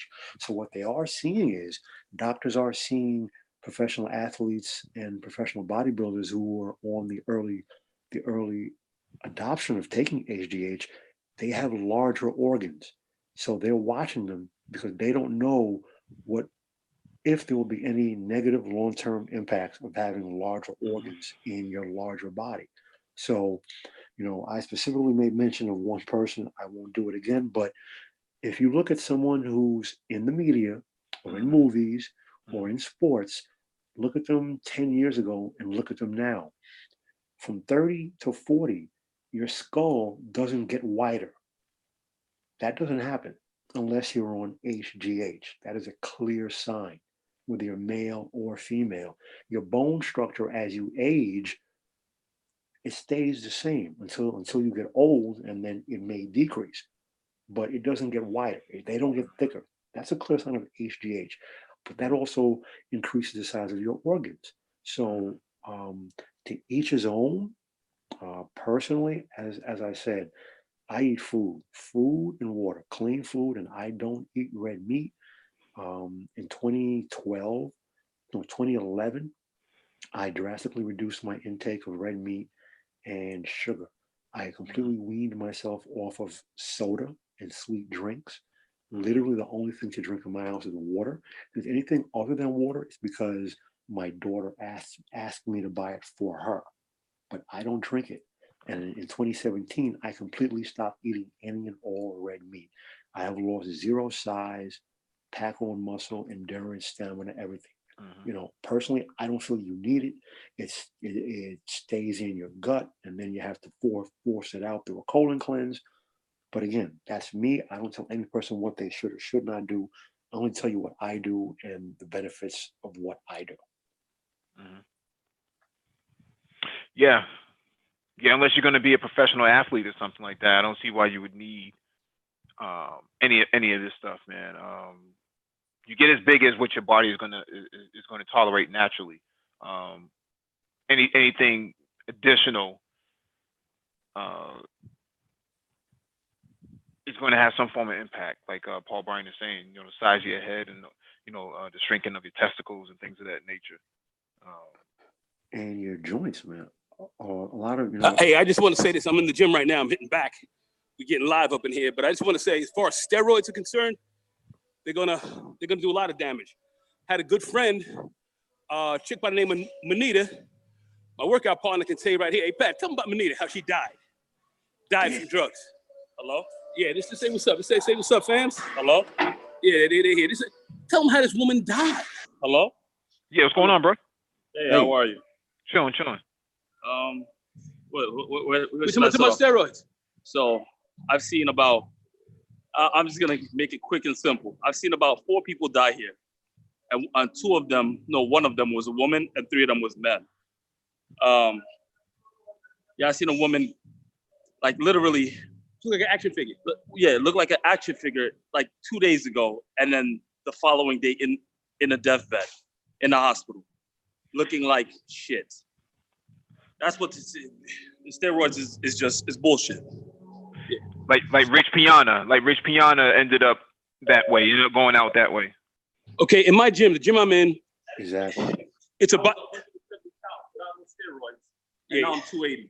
Yeah, he's 130 pounds. Now he's 280. He started working out with me. Got him swole as fuck. And people are tight. All the freaking juice heads are tight. Because at the end of the day, what did we do? We lifted heavy. We worked out with a progressive overload lifting regime. Got strong as fuck. Got swole as fuck because he's working out with the old master. Old master knows what time it is. We don't need no drugs. We don't need it. So that's what a lot of guys are doing. It's shortcuts, very dangerous. It changes you. When you start dealing with all these different steroids, you start dealing with the gonadotropins and everything else like that, triglycerides and all kind of stuff. Cholesterol level goes up, heart problems, nuts shrink to marbles. Okay, everything grows in you. Things grow. So whatever's gonna grow is gonna grow. That means if you got a cancer cell or something in there, that's just gonna grow as well. So a lot of guys have died, professional bodybuilders have died. That's just how the game is. So you don't need it. You don't even need all these different supplements because I find them dangerous as well. Good food, good balanced diet, protein, good carbs, drink a lot of water. You're going to be fine. You're going to be fine. Here I am, a man in my mid-50s, 500-pound bench press. Very few men are walking around in my age group who can do this.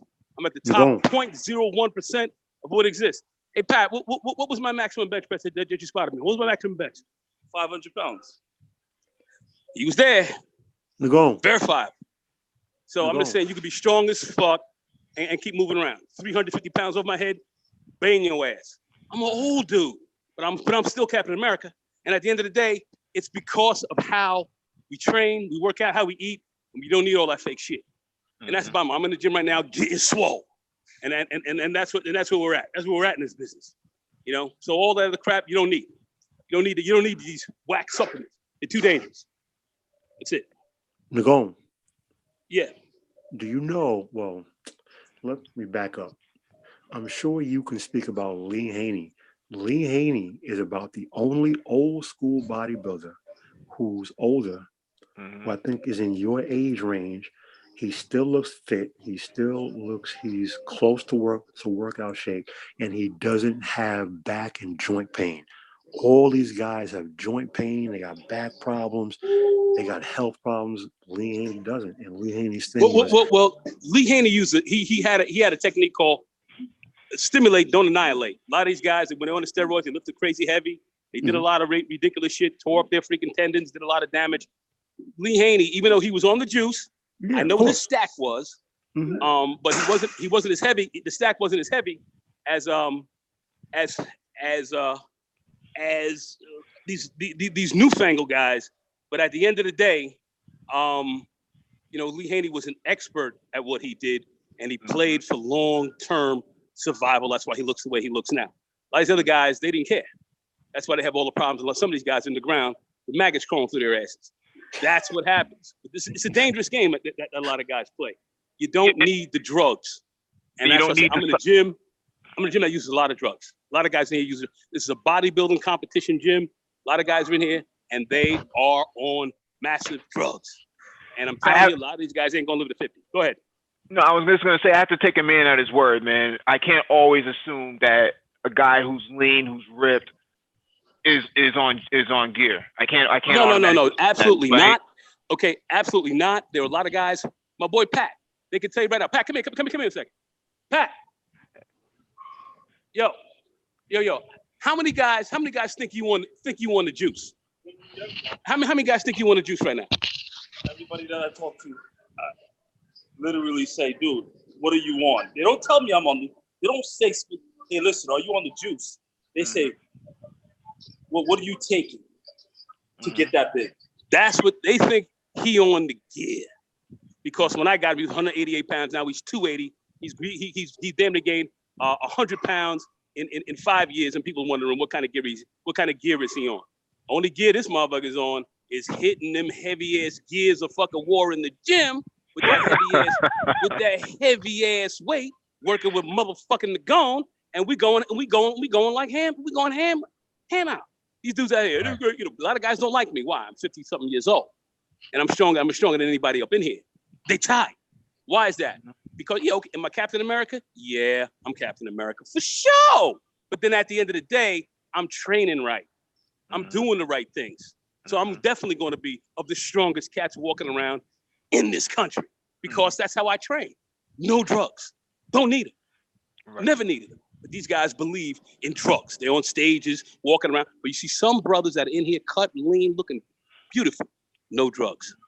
Because I'm going to say this right now. We got genetic advantages. I'm going to say that. Okay? We got genetic advantages. No, I'm going to say we got a genetic advantage. Okay? Utilize that. Okay? That's where we're at with this. Stay off the drugs. Stay off of the freaking the steroids. Stay off of the SARMs and all of that shit. Stay off of all that shit. Shit ain't no good. Let me get in this set real quick. Yes, sir. Go ahead. Go ahead, Paul Bryant, and then we can get to this next article. Yeah, I was just gonna say, man, from my time at the gym, an excellent way to tell if a guy is juicing.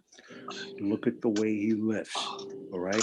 I've seen guys bang out 300, 400-pound bench press, 1 rep, 2 reps, 3 reps, and then they're done. They can't lift for 5 flipping minutes. And when they do, they're doing 30-pound dumbbell curls.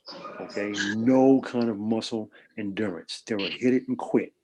To me, that is a true sign of that guy's juicing. Well, peace to the panel. Hey, what's going on, brother Art? Yeah, this time I thought I'd chime in. We talk about health. But anyhow, I'll just wait till another subject comes up and chime in. All right, let me bang on this article real quick. All right, this one's from NPR.org. Researchers may have found a way to improve Black men's life expectancy.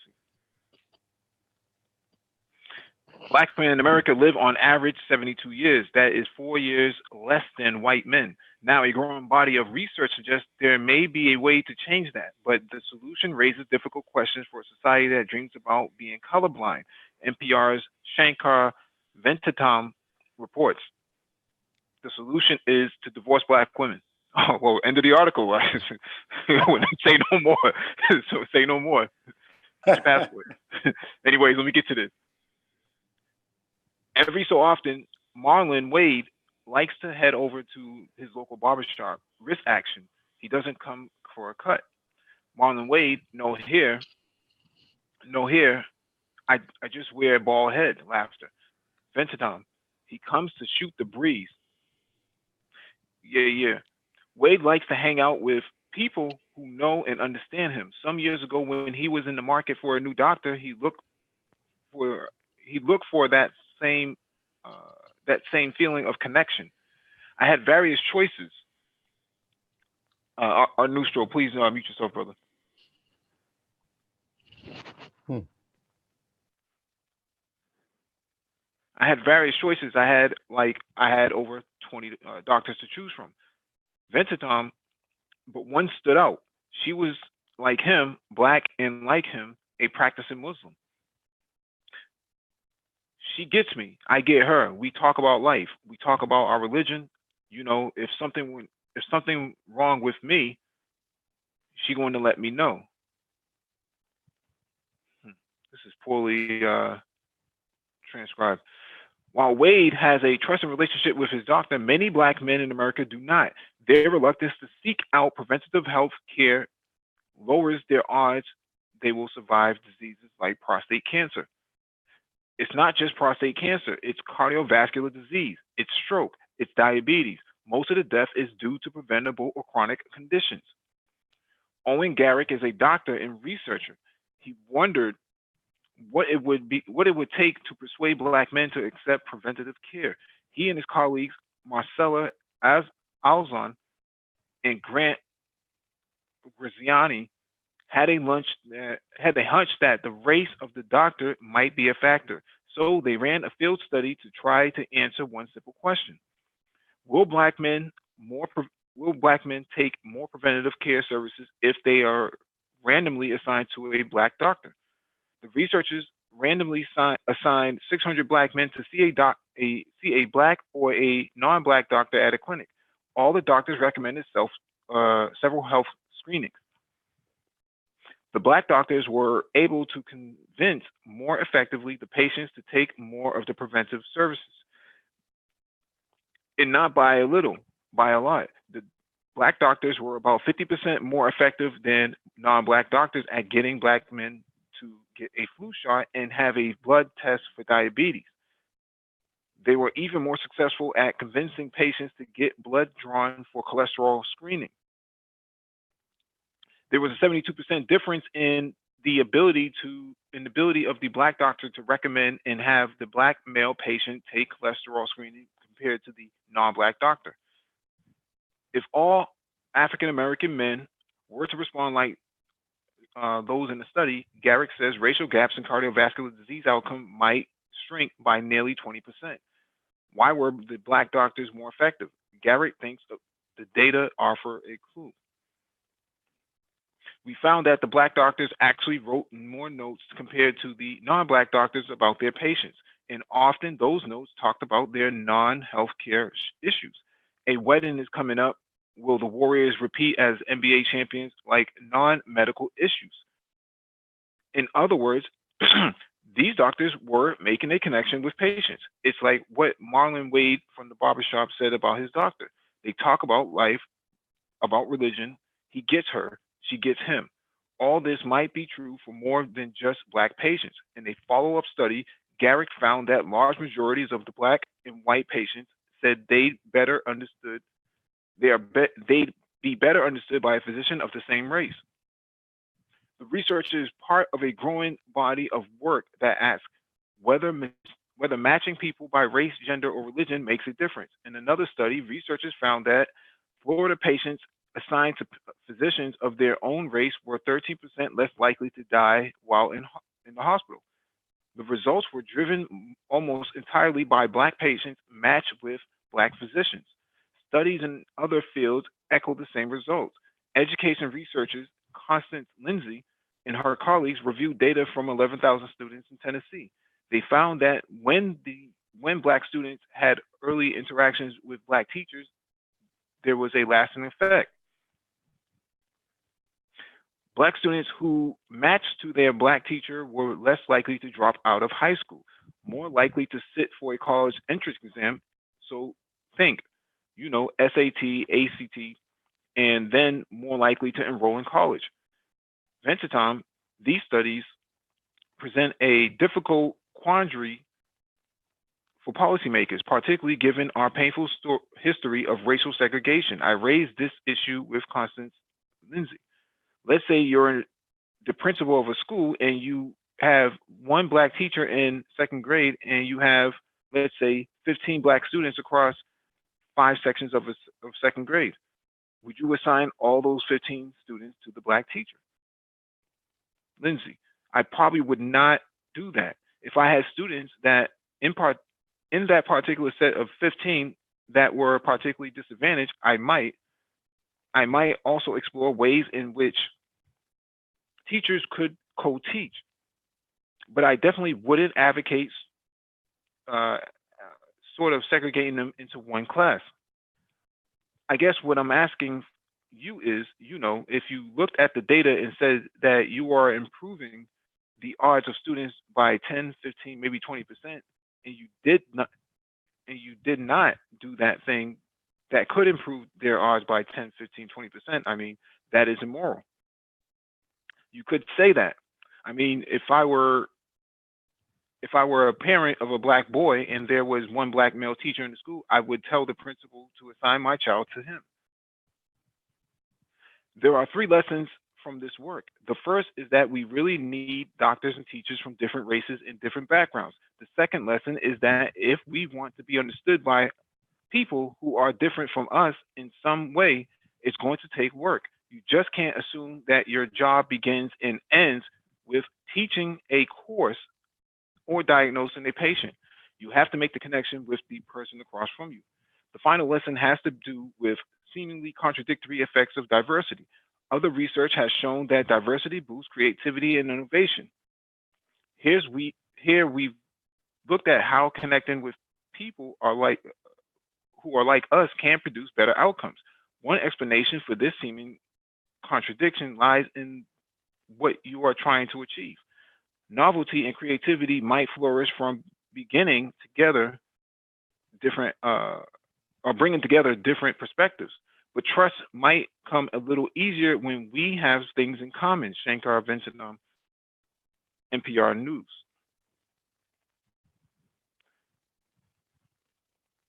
Let me guess, I was on mute the whole entire time and no one heard me. I heard you, brother. I heard every word you said. Yeah. You wanted us to comment on it? Yeah, go right ahead, brother. I've been saying this for a lot of times on different panels. Mm-hmm. We don't have enough of our children getting a degree and going into professions. When I say that, there's always some pushback about, well, not everybody needs to go to college. Well, it's not about everybody needs to go to college or anything like that. It's about getting trained for the profession that we need, for our people. Because like for lawyers and doctors and all these different people, we don't have many to choose from. We have to damn near squeeze our nose and pick the person that we hope that's going to have some kind of empathy or some kind of, care about what we need. So it's almost a gamble all the time. Even when I pick my own doctors and things like that. And not get me wrong, I ran into some janky Black professionals, but I think we just need more to choose from so we won't be going through this problem. Because I've been teaching for 23 years, and I see this all the time. Coming in and out every year. Yeah. Dr. Phoenix and Super Triz and how can I forget my boy, man? Give me 1 second.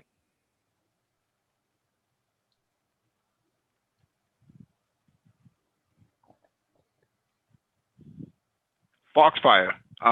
He's talked about this a lot. All 3 of them work in nursing, in the healthcare profession, so they've all seen this. And Dr. Phoenix has been a staunch advocate about black people, especially black males, getting into nursing, getting into healthcare. And there's not enough of them. The article is bang on, man. I've never had a black doctor ever, not even a black dentist. I've never had anything like that. I mean, I've had dental assistants that were black, but never anyone at the PhD level actually tend to my care and my needs. So I'm always constantly going through these revolving doors with these doctors who don't seem to understand. And the article is bang on about the doctor wants to talk about non-medical stuff, man, such as the Warriors and the Celtics and stuff like that. I'm like, I didn't come here to spend $250 on a copay just to talk to you about the goddamn Celtics, man. I want to know why my prolactin levels are out of whack. Why my testosterone levels are at 500, 550, 600. Like I expect I expect better results. And I think what's happening here is white doctors don't know how to relate to black people, especially black males. So they're always trying to figure out a different angle of how to connect to you in the professional space that is outside of the profession itself. So, and for me, being in IT for all these years, man, I have a difficult time with non black leaders in leadership positions because corporate America is not friendly or not friendly to brothers being in leadership positions. So there's constant turmoil when you try to move up or you even seek out some sort of guidance or mentorship because those people don't really don't know how to connect to you. They don't even understand you. They just automatically assume because you're 6'3", you must play ball, and it's like, dude, I work in IT. What the fuck do you think I do? Well, I think a lot of times from what I see, just certain groups of healthcare professionals don't respect some of the patient populations they care for, and so it's like you can see the change in disposition when it's somebody that even like, say for instance, we're talking about from the perspective of the healthcare provider, how their demeanor changes when it's somebody that looks like them. They're excited to actually be taking care of somebody that looks like them. Whereas when it's somebody who doesn't look like them, all of a sudden it's like they're discouraged, and it's like, okay, let me just go up in there and just let me do the bare minimum, and and not really care about the actual outcome. It's like, here's the information. If what you choose to do with it is up to you. And if whereas if it's somebody that they actually have empathy for, is like, listen, I know you don't want to do this, but let me sit down, let me talk to you and explain to you why it's very, very important that you do this. Like, you can see the difference, and as you said, it's very important for, people from our specific demographic to get into, the professional realm of healthcare, because we need more people that can be advocates for us as far as, our health and well-being. Part of the problem is that when you talk about healthcare, this is definitely a field where there's a delayed actual return on your investment. There's going to be a process where you're not very, there's going to be a process where you're not actually generating revenue, generating income like you would want. Even if you go the physician route, once you actually graduate medical school, you're actually in an internship for an extended period of time where you're only making, like $50,000 a year, which really is not a lot for the amount of hours you have to put in. So for a lot of people, that's very discouraging to look at, wait, I got to put in this much time before I actually start making some money. And then unfortunately, because of the women in our specific demographics, they're not very responsive to the trajectory of an individual. It's like, what can you do for me now? Not where will you be in 15 years? They don't care about that. So guys tend to go towards things or look towards avenues that resonate immediately. And unfortunately, the things that resonate immediately have no trajectory. Mm-hmm. And so, I think you have to change your mindset. And again, that goes into a whole different subject. I don't want to really get into that, but just to second Mike's sentiment, for those of you who guys are considering, a career change, or you guys are just getting into the game, seriously consider healthcare. It's there's a lot of tangents, in healthcare, from pharmacy to medicine to nursing to therapy, just nutrition, anything you can imagine. There's IT. There's IT, plenty of IT in this blockchain. Artificial intelligence systems and everything like that. So yeah, so healthcare is definitely a very, very diverse and dynamic field, and we need more people like us. On that note, Mike, I got to head out. I got to go see some patients myself, but I appreciate you guys taking the time. Respect to everybody in the chat. Shout out Black Brain Trust. Yeah, thank you, brother. Have a good night, man. All right, peace. Dr. Phoenix. Yeah, good evening to everyone on the panel, and you too, Mike. I'm driving now. It's ironic you're having this talk because I'm actually just leaving what is called the Student National Medical Association meeting. Dr. Phoenix, what's up? What's going on? What's going on, McGone, baby? What's up? Hey man, it's in the gym hitting it a little bit, man. Got a late hangout with these guys. I couldn't leave it, so I'm in the gym with it. I couldn't leave it. All right, go ahead, Dr. Phoenix. Tear it out the frame, man. Go ahead, do your thing. Good. Yeah. So I'm as Mike said, I'm a nurse, just like Super Triz and Foxfire. I'm also a first semester medical student, and so in healthcare pretty much most intermittently throughout most of my adult life. And the one thing that I would say for me, I've never met a Black physician up until maybe about 3 or 4 years ago. And this is so important because primary care is where the rubber meets the road for our health. Much of what's happening now in healthcare is that, the cost of healthcare is skyrocketing, but the biggest cost of that is really primary care. Dealing with folks with chronic issues, diabetes, hypertension, cardiovascular disease, something of that nature. And unfortunately, 99% of the time, the folks that we see don't look like us, especially as Black men. You can literally, and in my case, I'm literally sitting in a room with nothing but Black physicians and surgeons and medical students, and there's three black men that are medical students, including myself, sitting in this room of about damn near 30 people. Mm-hmm. And so even if you were to point it out, just in the medical, in the ranks of physicians alone, you're having somewhere around 1.2% of all physicians are Black men. And then when you compare that with something like nursing, I would probably say we're probably somewhere around 1%, if even that.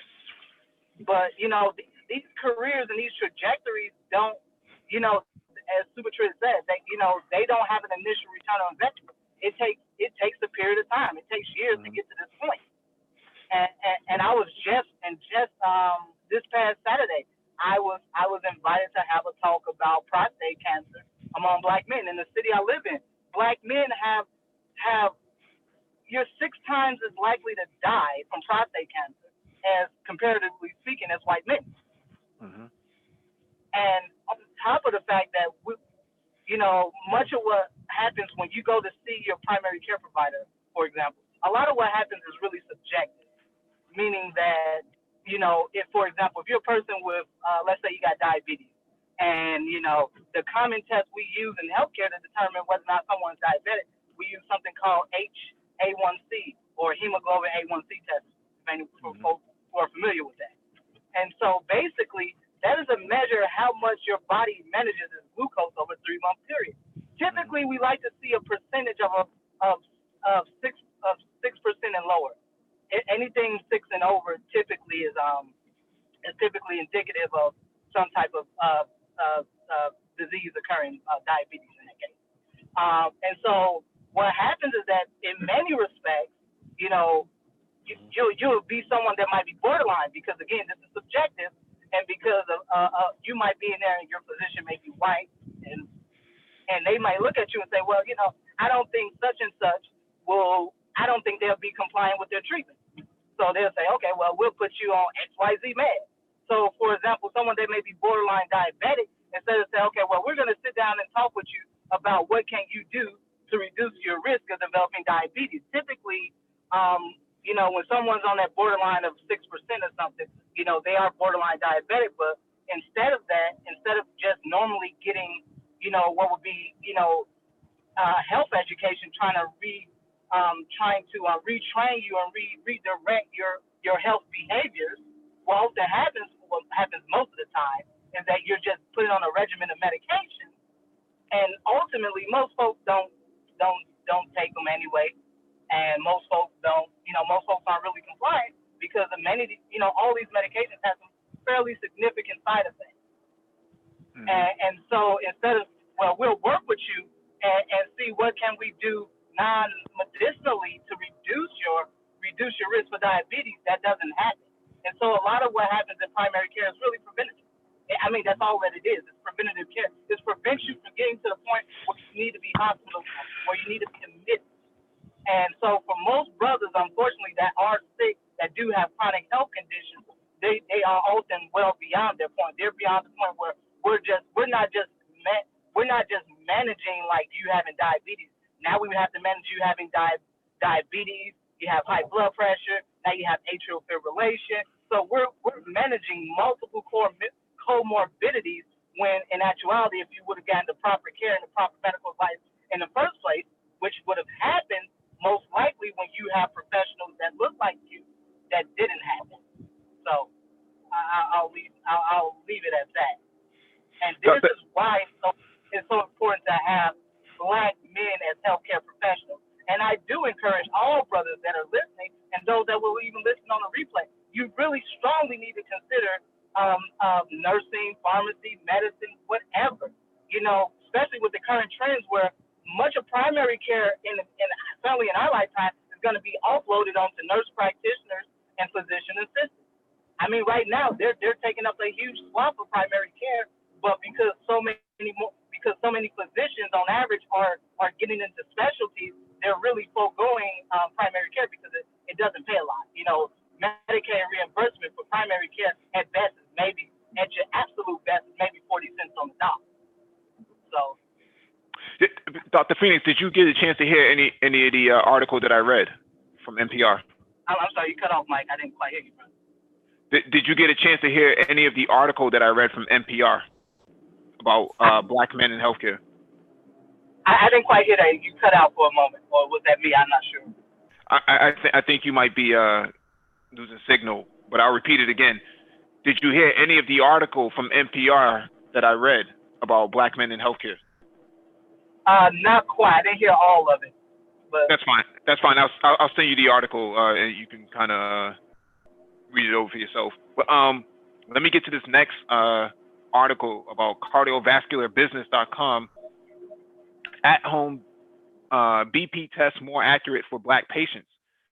Research out of UT Southwestern Medical Center in Dallas suggests at-home blood pressure monitoring is a more accurate approach to CV risk prediction in Black patients. Black people in the U.S. experience the country's highest rates of hypertension-related death and disability.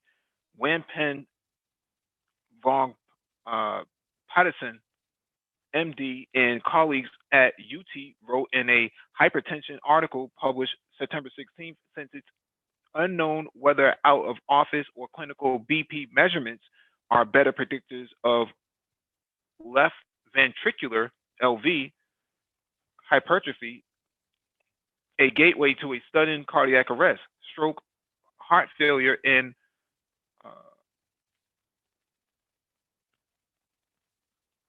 arthritis. Is that how you pronounce it? The team studied data from 1,262 Black and 927 white patients in the Dallas Heart Study. The debate among cardiologists has been whether measuring blood pressure in the clinic can lead to undertreatment or overtreatment of hypertension.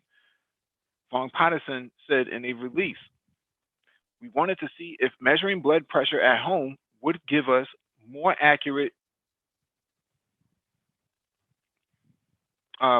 picture of heart health. All participants in the study were between 30 and 64 years old. After adjustment, at-home BP was a stronger predictor of LV hypertrophy. I think that's hypertrophy than clinically measured BP.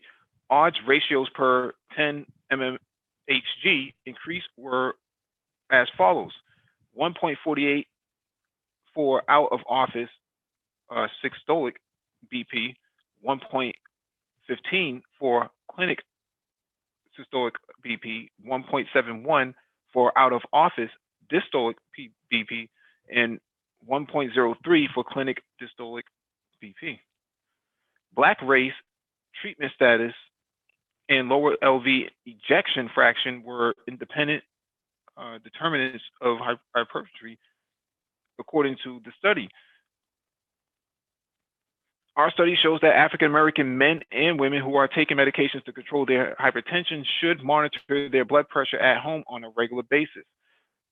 Von Patterson said, these home taken readings are a more accurate measure of how healthy the heart is than clinic readings compared to other ethnic groups. Von Patterson study was launched by hypertension expert and UT Southwestern cardiologist Ron Victor, MD, who co-founded the Dallas Heart Study and was well known for his barbershop intervention, which increased rates of blood pressure detection among Black men by bringing specialty care to local barbershops. Victor lost his battle with pancreatic cancer last year.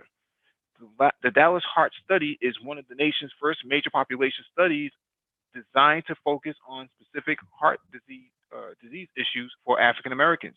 Robert W. Haley, another co-founder of the Dallas Heart Study, said in the release, the idea arose from Dr. Victor's concerns over the disproportionate number of young Black men and women with advanced heart disease that he treated over the years.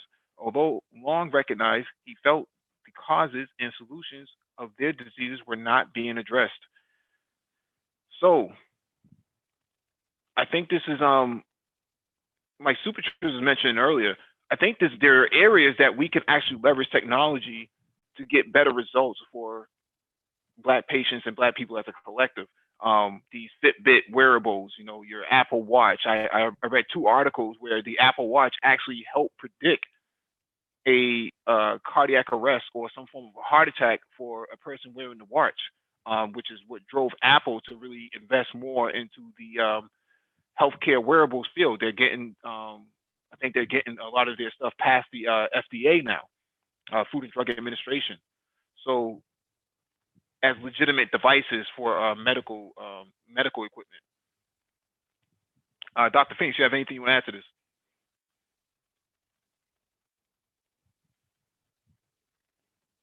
I think Dr. Phoenix might be driving.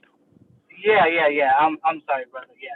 Yeah. I mean, this is all great. You know, again, you know, left ventricular hypertrophy is something that is it is commonly seen in individuals with chronic hypertension. You know, and also hypertension in general is not just the reason why you have the enlargement of the ventricles, but it's also one of the leading causes of kidney failure in black people outside of next to diabetes. So, you know, just studying the effects of hypertension, which oftentimes goes undiagnosed, which is why it is often called the silent killer, because people have it for years, never know they have it until eventually they may have a stroke or may have some type of cardiovascular incident, and you know, ultimately leading to a number of other complications and stuff like that. And so, yeah, you know, this is where essentially the rubber meets the road, is one addressing really the chronic cardiovascular issues that Black people, and specifically Black men, face. I would argue, in most respects, Black men don't have the highest obesity rates compared to Black women, for example. However, we also suffer disproportionately a larger number of heart attacks, and much of that goes to the fact that we do have undiagnosed hypertension and other issues.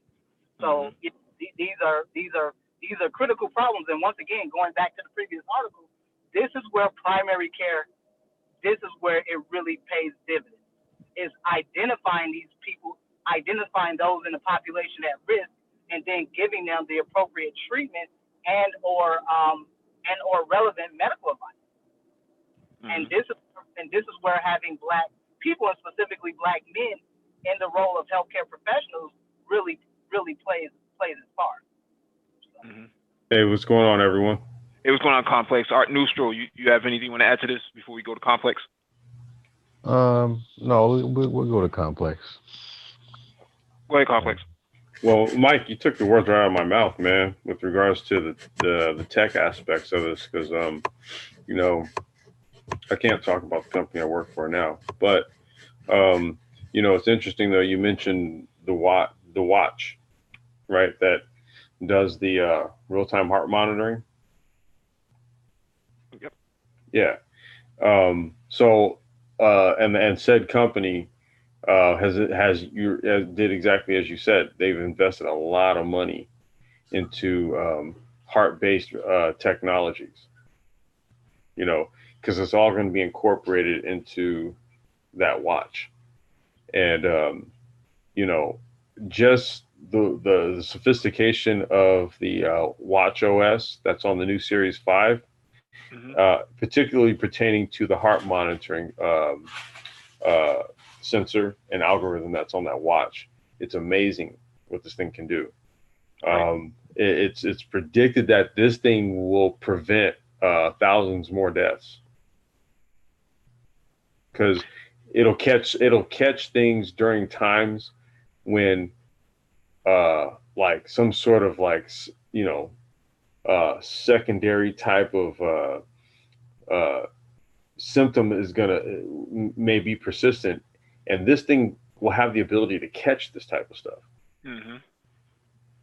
So that whole technology piece that you mentioned is going to be crucial, because it's going to be in things like wearables that'll be able to monitor like all biometric aspects damn near.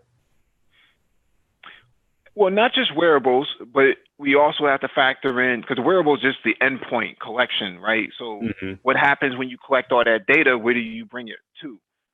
So now it needs to be put into a data lake, and then data warehouse, and then data mined from that lake, from that warehouse, and then you need to leverage machine learning to actually get the leverage all of this data and correlate it into artificial intelligence, which would then leverage the AI and in the deep learning aspect to properly care for Black patients, because Black patients are not seeing enough Black doctors, but you can actually leverage artificial intelligence from that data that's being gathered to get a better outcome outside of the poor influence of these pale-faced physicians.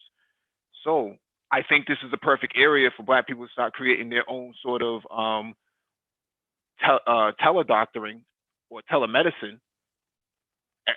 Whether it's on Android, whether it's on the iPhone, whether it's on a tablet, there are ways that we can actually leverage this sort of technology to get involved in this game and kind of crush it and dominate it, because who knows us better than us, right?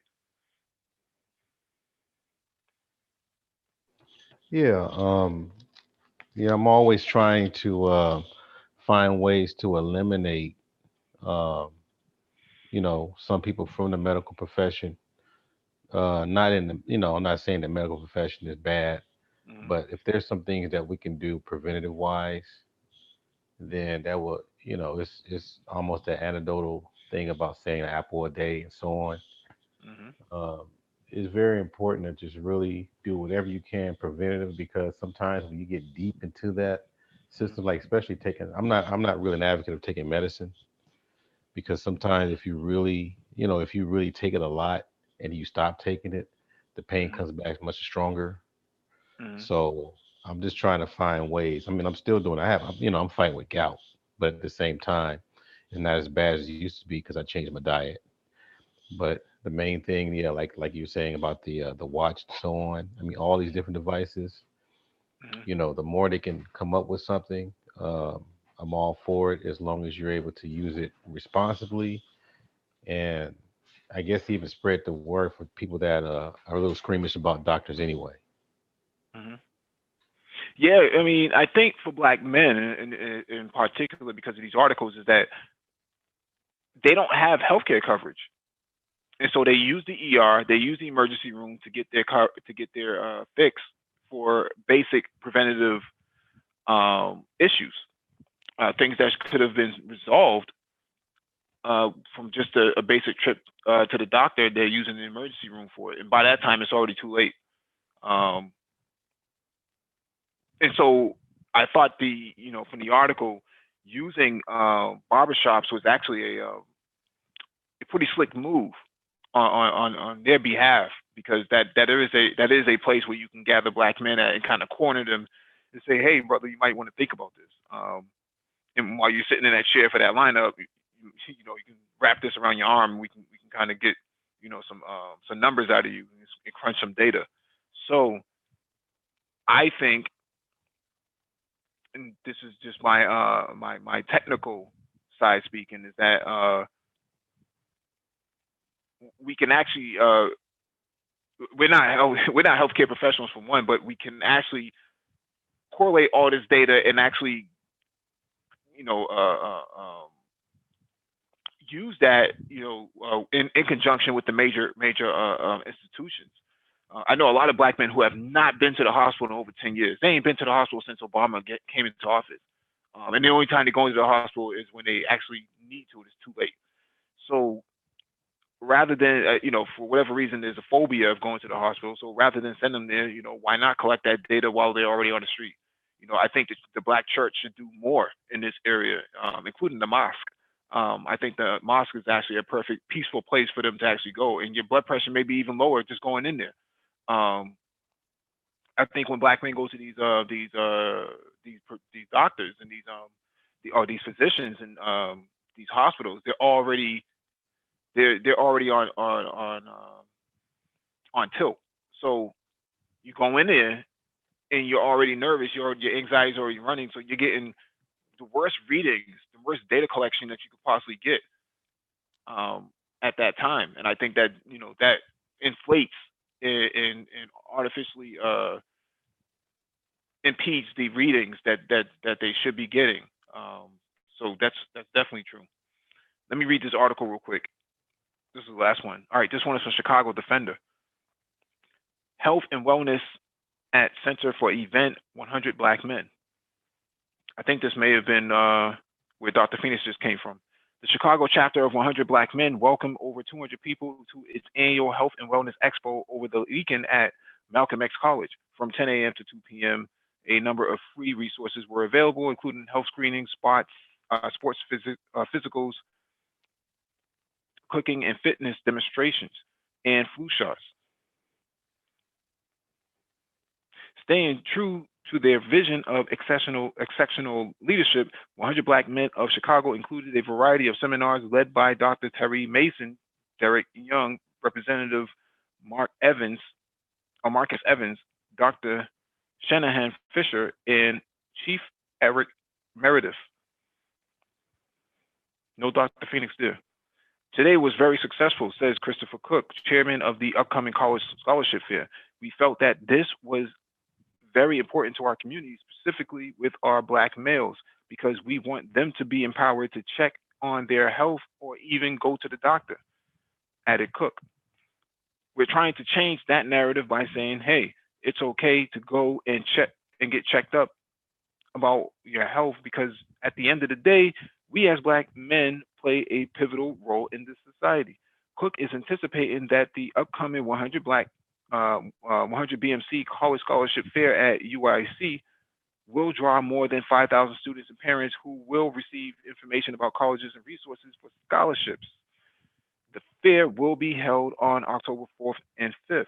It's expected that 90% of the colleges in attendance will be admitting students on the spot.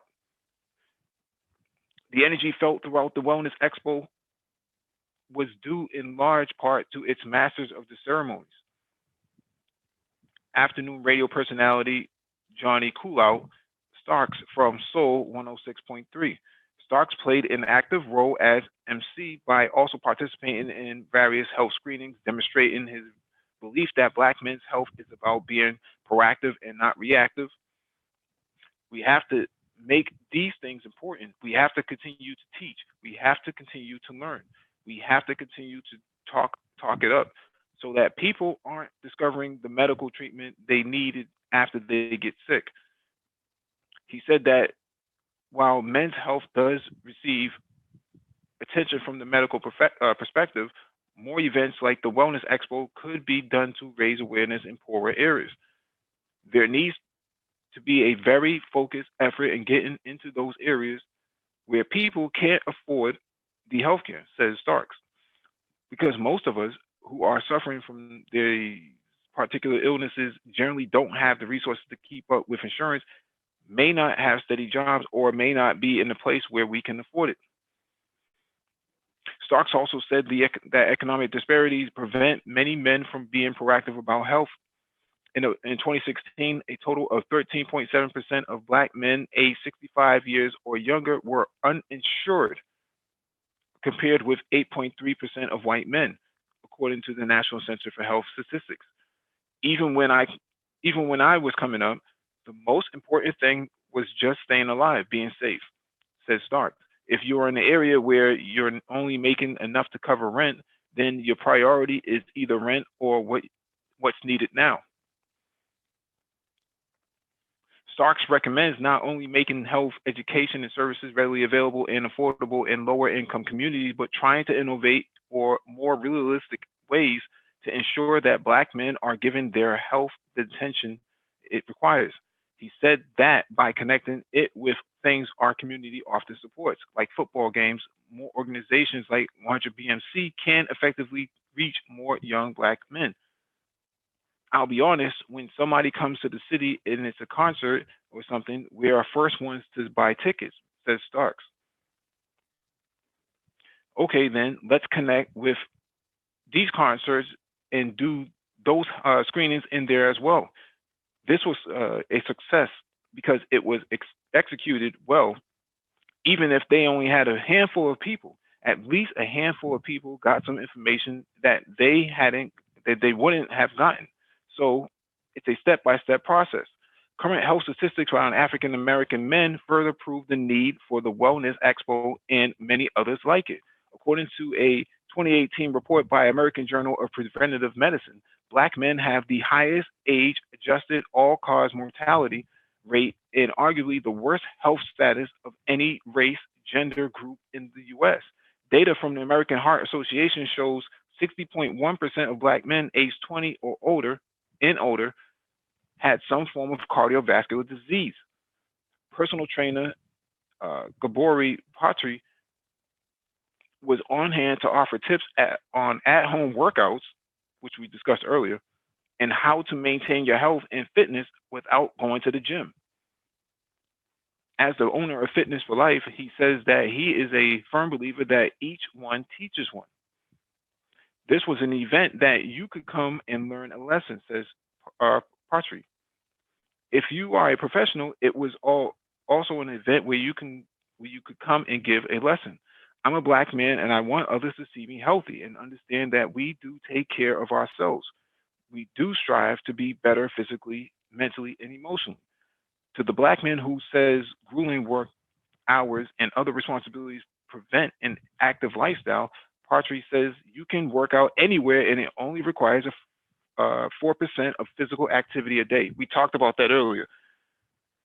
Let me bring on Dr. Phoenix. He's waiting in the back room. Art Nustro, you have anything you want to add to this?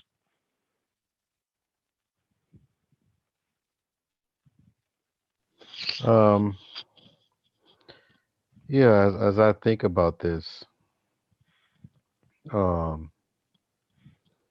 don't know. It's a lot that we're dealing with. You know, I mean, from high blood pressure, but that cardiovascular. I think sometimes we overlook that, and you know, dealing with all the stress, you know, dealing with Black men in general, it's almost like we don't even have a soul to some people. It's like whatever, man. And it's like really, I mean, you have to damn near fall on the floor or something like that.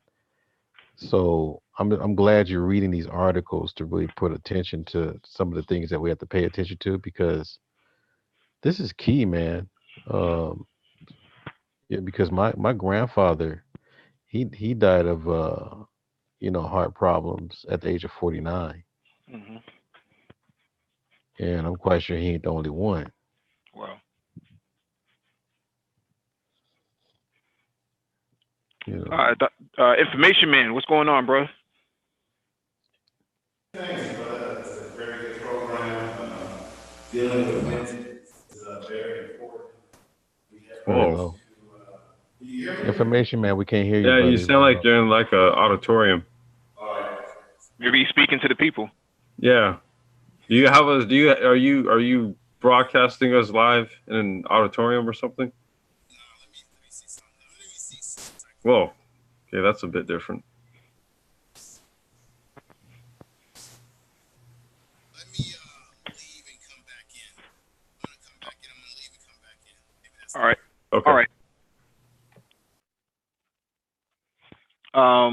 Dr. Phoenix, anything you want to add to what was read earlier? I mean, Were you there at this event?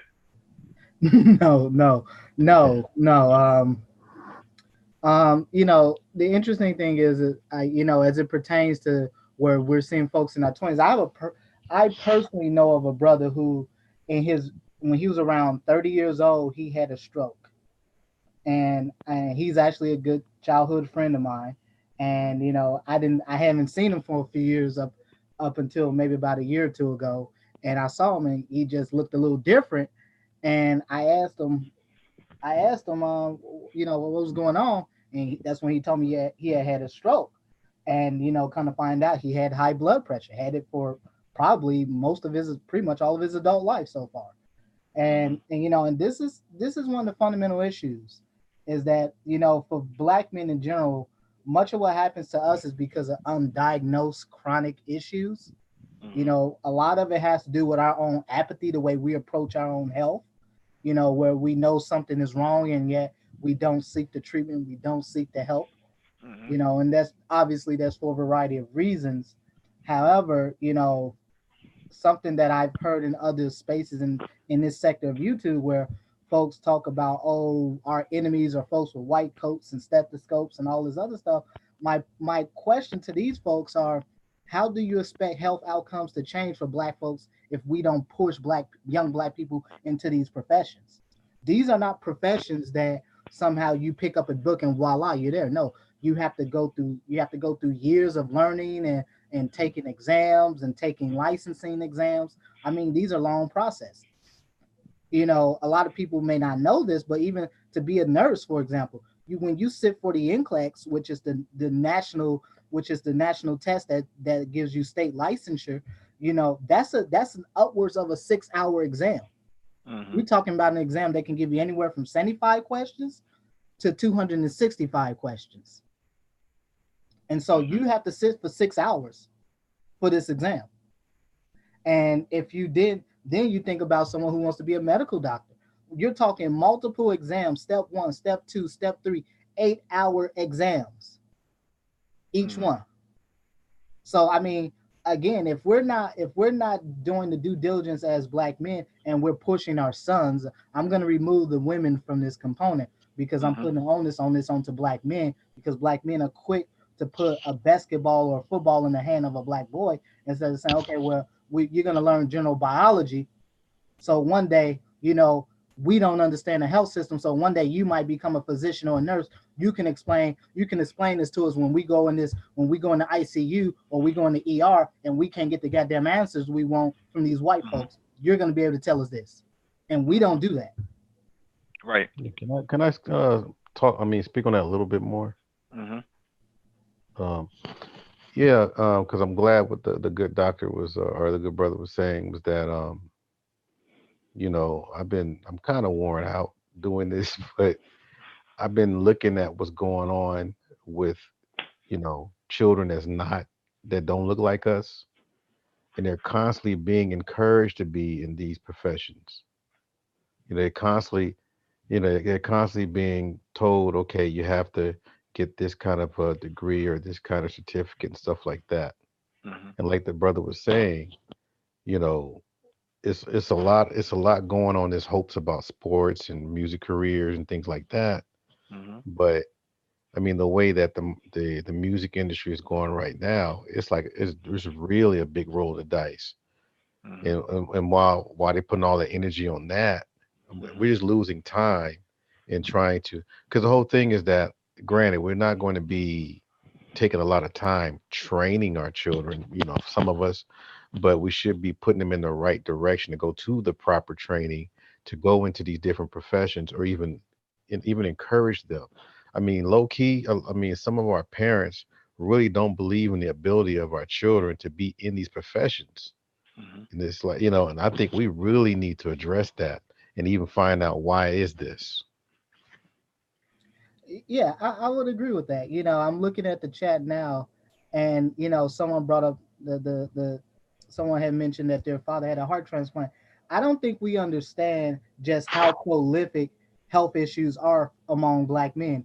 Kidney transplants, if you guys will look at over the last 20 years, look at some of the folks in the hip hop industry, you would see that most of the brothers that died in the hip hop industry in the last 15 to 20 years died from cardiovascular issues or diabetes. Mhm. Fife Dog. What's the Guru, other? What was that? Guru from Gangstar. Yeah. What was the other brother? Nate Dogg from the Dog Pound. This brother had multiple strokes. He was in his early 40s, had multiple strokes. We just saw early this year, John Singleton died at 51 years old from a massive stroke.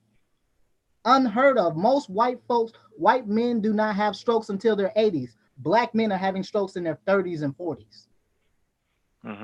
This is the reality of where we're at in terms of our health as Black men. And again, part of the problem is that we don't push the idea that yes, my son can be a physician, my son can be a nurse, or whatever the case may be. Because again, like I was saying before, much of what happens with us is that we're not having primary care needs, man. That's what rubber meets the road in healthcare is primary care, preventive medicine. And for us, we don't have that, man. Well, yeah, it's the educated lane's fault. Look, brother. Look, I give you a good time. If you want to be for example, if you want to be a family practice doctor or general internal medicine doctor, we're talking about 12 years of study. So 4 years undergrad, 4 years of medical school, another 3 years for residency.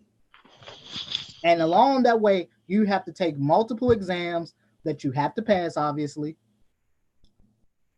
And so you won't see the benefit of that until you're in your 30s. If you go into some of these more surgical related fields like ENT, ear, nose, and throat doctors, also known as otolaryngologists, those are 6-year residencies. General surgery, 5 years. If you want to do cardiology, that's another 2 years on top of a 3-year internal medicine residency. So we're talking about careers that don't pay off until you're well into your 30s, entering your 40s, if not in your 40s. And so again, these are trajectories that have to start in childhood. This doesn't start the moment a kid walks into undergrad, because by that time they're behind the curve. 12 years behind the curve. Yeah. Yeah, either you could be 12 years a slave, or you can be 12 years studying. And I cannot, just a little quick joke here. I hear these conversations in this sector of YouTube, and it's so funny because I get invites all the time from these so-called community folks to come out here, and I cannot tell you how many times I'm sitting up here talking, and I literally get one of these damn community folks that want to sit here and challenge me on every single damn thing I say. And I and this happens to me all the time.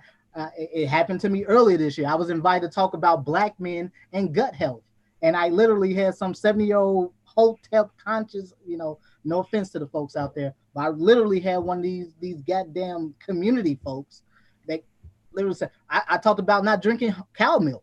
Why is it so bad for your gut health? I literally got folks arguing with me about drinking cow's milk, when every damn study out here shows that drinking cow's milk is the worst damn thing you can drink, especially giving it to a baby, when we know babies shouldn't even be touching cow's milk, shouldn't even be smelling it. Right. But yet we're talking about crap like I'm arguing with people about crap like this. If you were white, they would have believed you. You know what? I hate to say that, but it's damn true. Go ahead, Nicole. Or was that information, man? I don't know. Is he back on?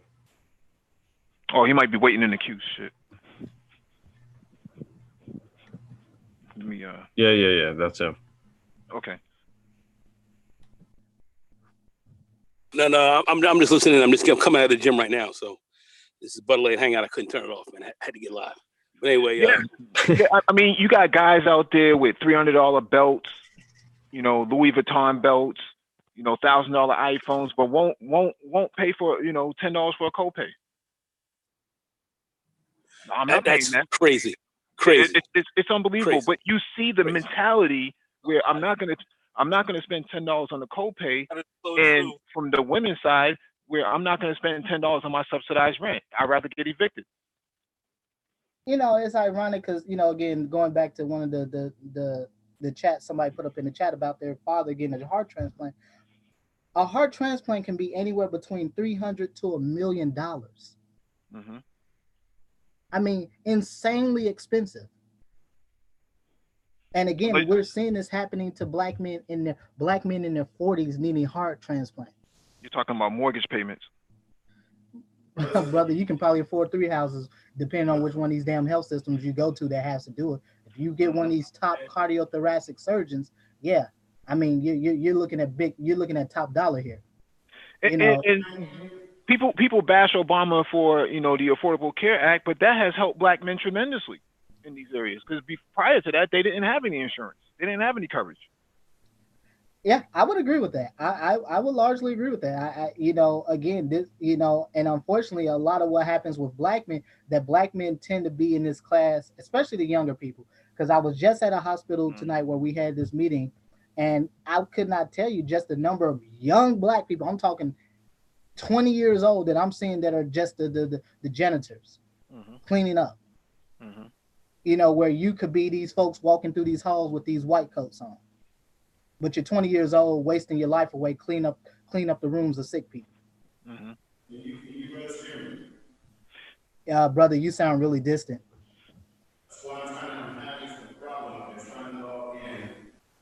You can call in with your phone as well. Information, man. There's a number that you can call into. Let me get the number for you. Yeah, but I think people are just afraid of doing work for preparation. That's what it's boiled down to. They can't even imagine their children going through the stuff that they were afraid to go to when they were younger. I'm just thinking back during our great grandparents. A lot of them only had a second grade education or wasn't in school at all, but they worked their butts off so children can get a quality education. And so for some, they paid off. For some, they were able to provide for the family. Mm-hmm. I think the part that people are misconstrued is that they're just painting education with a broad stroke. Mm-hmm. Of course, you're not going to go to college for needlepoint and all these different things. You got to be very strategic on what you do for your major, because it has to be your passion and it has to be realistic, so it won't be something that's constantly dragging at you because of the competition. This got to be in your heart, and I've been seeing a lot of brilliant people just go by the wayside just because of the pressures of people telling them what they shouldn't do. Yeah, and that's why. Go ahead, brother. Sorry.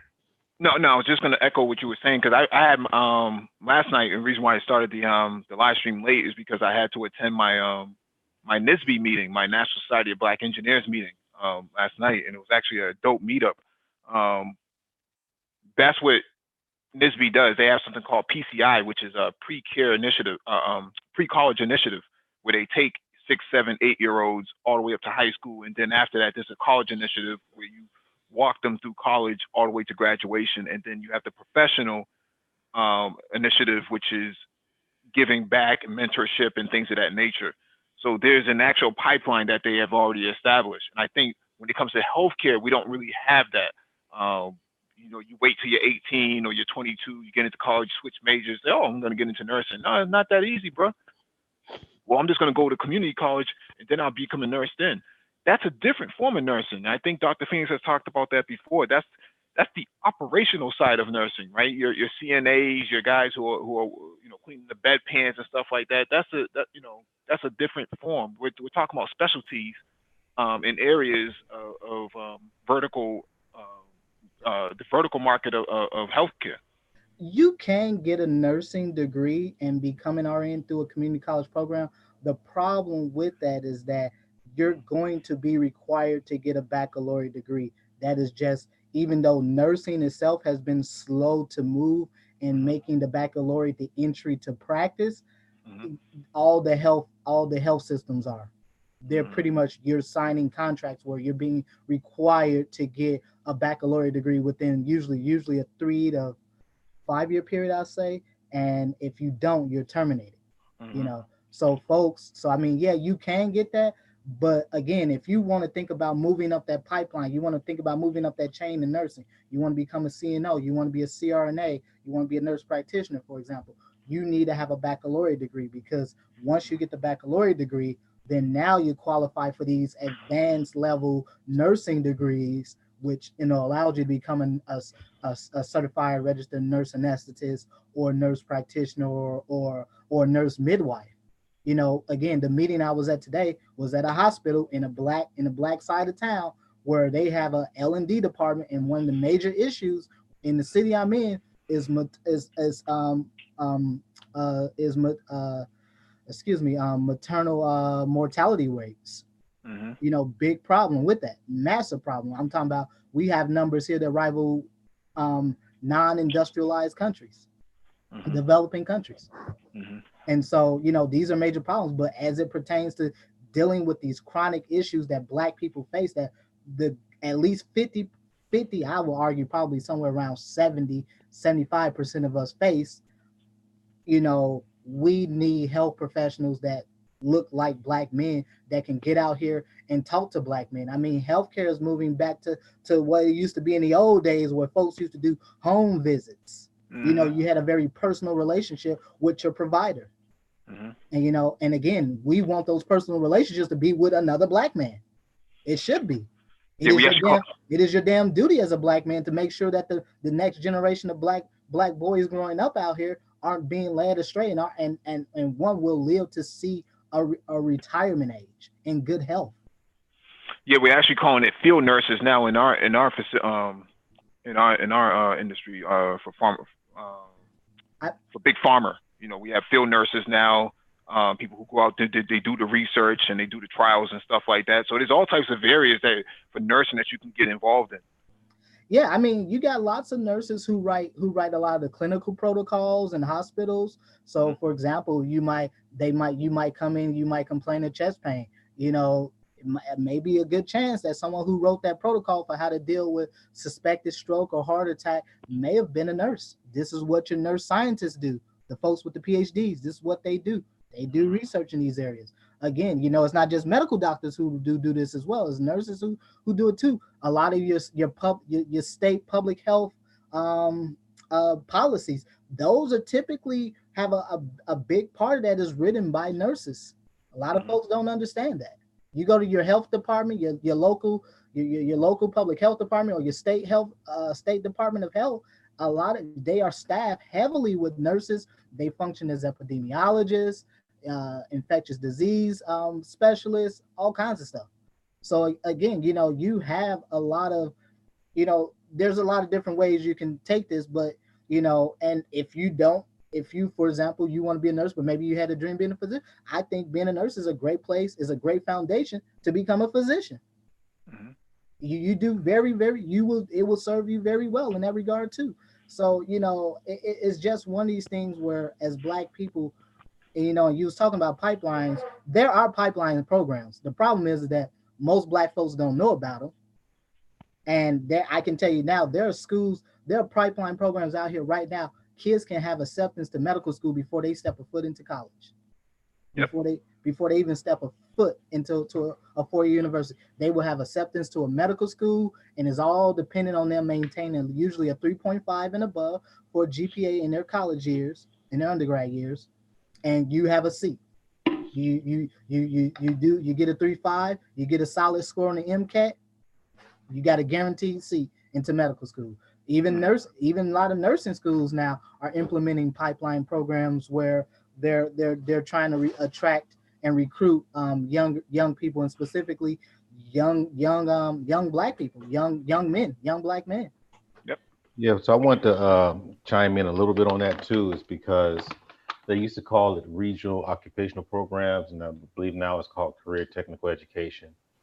And that's you know, for the most part, you still have these in high schools, and so a lot of high school students, even all the way down to ninth grade, have access to getting their nursing certificate. So that would be a good start, like the brother was saying, but even in the high school.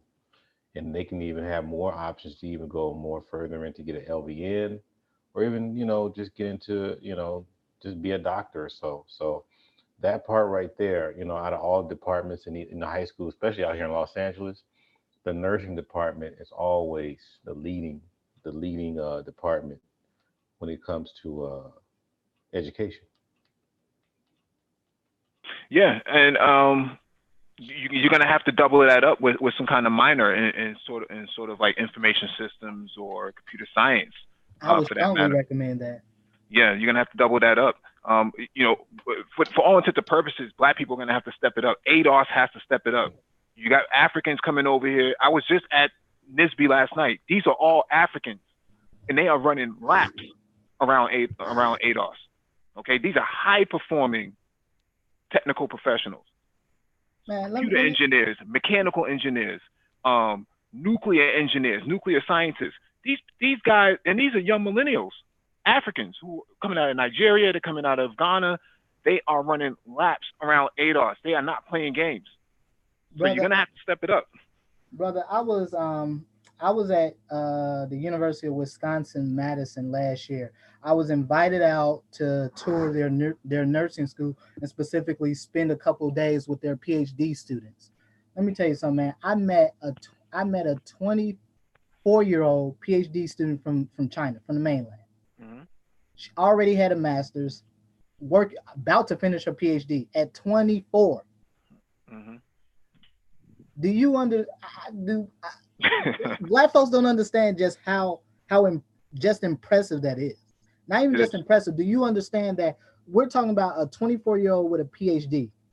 Their career trajectory is really undefined. It's whatever they want it to be. They have a PhD in nursing. They literally write their own damn ticket. Mm-hmm.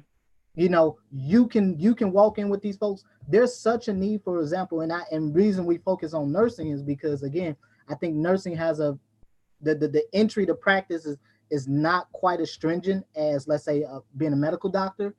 However, once you're in there, then you can go up all these different ranks. There's these various levels to nursing, whatever. And so there's always room for progression or whatever. But the reason why this is so important is because you're talking about a profession that has less than 1% of its practicing professionals that have doctorates, which means that for black folks, ADOS specifically, black men specifically, you can get into this profession, you can get your doctorate, and you can literally make your career whatever you want it to be. It is whatever you want it to be. In fact, I'll go a step further.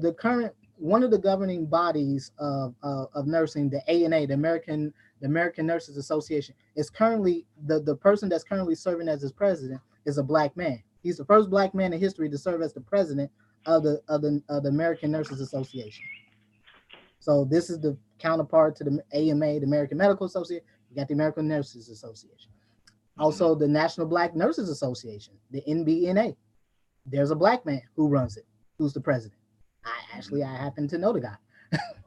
Mm-hmm. And so, I know a number of black men who are at some of the highest levels in nursing, who have made great careers for themselves, who do things in the community. They're educators, they're professors, they're scientists, brothers who do research in HIV and chronic disease and diabetes, and they make huge impact. Mm-hmm. And they see people all the time. They see brothers all the time. And so again, these are some of the ways that as black men we can start to really take control of our health and the issues we face dealing with our health in a country where, yes, we're undervalued, we're marginalized, we're maligned, we're certainly victimized, but yet, we have lacked the initiative to really get out here and really take control of what happens to us in our health, and certainly within the healthcare system. I don't care what anybody tells you, you will have some run-in with the healthcare system at some point in your life. Mm-hmm. And the outcome of that is going to be based on who the person sitting across that table. Mm-hmm.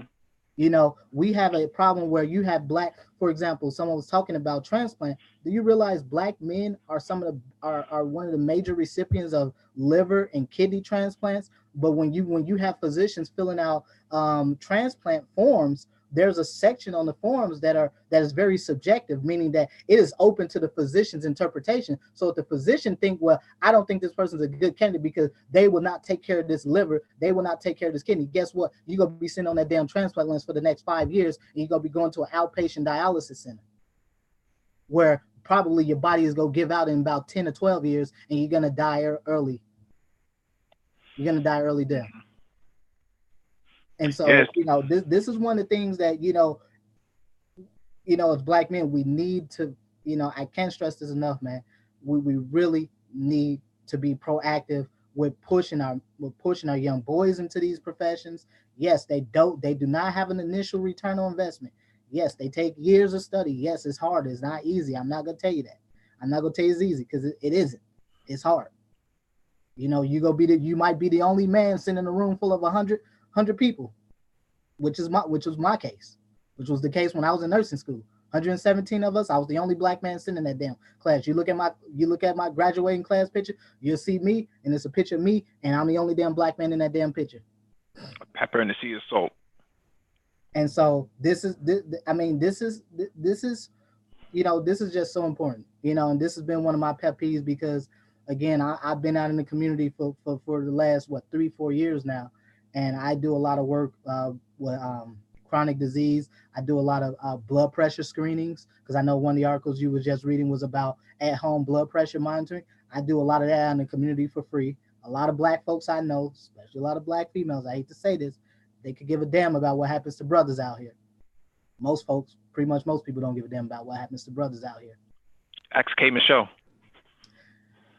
Oh, damn. No, I'm joking. Yeah. We got Information Man on here, man. It's Information Man. You have anything you want to add before we close out in 10 minutes?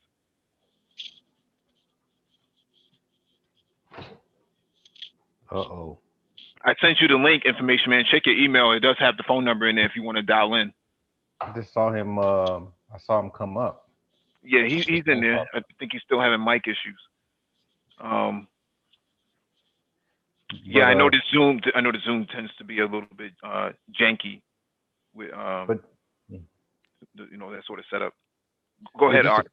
Just a comment though. I mean, I know a brother said that it was hard and stuff like that, but it depends on the person also, and you just have to prepare, just like anything.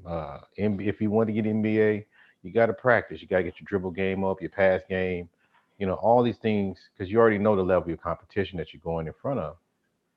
So it applies to damn near everything, even if you want to go into culinary, auto mechanics, any of these type of things. But, when we're dealing with the stuff that we're talking about, this is the big leagues too. This is something that people around the world are competing with you with, and we're adults. So since we got the home court advantage, I mean, we should be in some of these training places where they have training and all that kind of stuff, because, a lot of our children, even though we criticize them and we say how slow they are, these are brilliant kids still. They still have a high level of intelligence. We just haven't pushed them the way they should be. Well, it's not promoted in the community either. Mm-hmm. Just as an overall sort of perspective, it's not promoted. The idea of brothers being athletes and entertainers is what's being promoted. I hope he gets that big contract. There's only 600 slots in the NBA, and you think that out of 10,000 Black males trying to get into it, you you think your son is somehow special. He deserves a spot in the NBA, and not, the time he spends trying to get your son into the NBA and through these AAU programs. You could have been preparing him for computer science, computer engineering, healthcare. These sort of areas are very viable. In fact, you got a better chance at working at IBM before getting in the NBA. And think about all the ones that did fail in trying to pursue these different professional athletic careers. I mean, you see people pushing carts, cut up, like chiseled up and everything. And I'm like, no, he wasn't chilled up to work at Target. Yeah. I mean, and then they sitting there really pissed off because they're like, man, I was this close. They almost got me. I make the cut. I mean, very angry.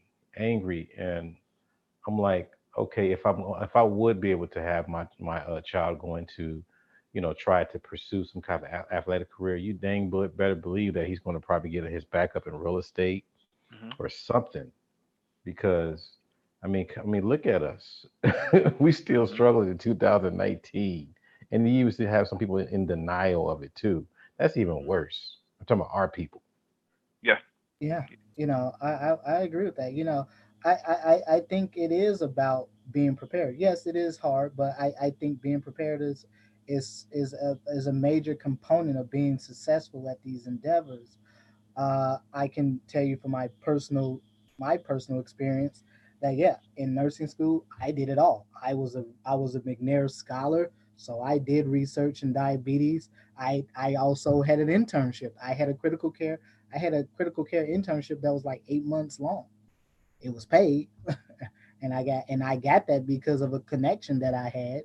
But it's hard. You think about areas like critical care, for example. These are very hard areas to get in as a nurse, especially as a new grad, because they tend to like more experienced nurses. And generally, when you see a lot of new grads get it, they're usually white. Why? Because my mom was a nurse. My mom might be the chief nursing officer, might be the VP of the hospital, whatever, you know. And this is how a lot of these folks get this. But again, it's one part being Nepotism. prepared, it's one part, understanding that the competition for in these various professions is extreme. Everyone thinks that, oh, it's medical school, the competition is so fierce for medical school. No, I'm telling you, the competition, if you want to go to PA school, is just as fierce for PA school as it is for medical school. It's just as fierce for nursing school as it is for medical school, because typically medical school seems to be the benchmark, because because of what all has to go into to get to that point. But all these other professions are highly, extremely competitive, and they're competitive for a reason. We're talking about professions that are guaranteed six figure salaries, but on top of that, you get you get so much freedom in what you can do. Having that license as a nurse practitioner, for example, you can open your own practice. We talked many times about telemedicine and stuff like that.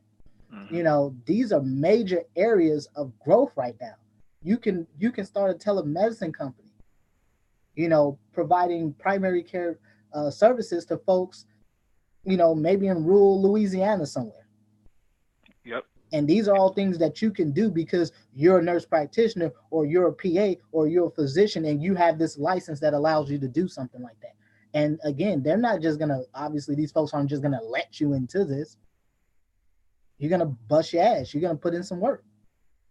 And that just is what it is. You go on any website, you look at these programs, your medical school, your PA schools, your nursing schools, whatever. Okay, yeah, well, the minimum GPA you need 3.0. Lies. I tell you right now, they're all lies. If they say a 3.0, say a 3.5. That's where it's at. That's the level of the competition. 3.5, we already know, is about an A average. Man, I want to add too, and I tell my son this all the time as well. When you start getting into any kind of profession, you got to hit every corner. You got to hit every position, not just the one that you're applying for.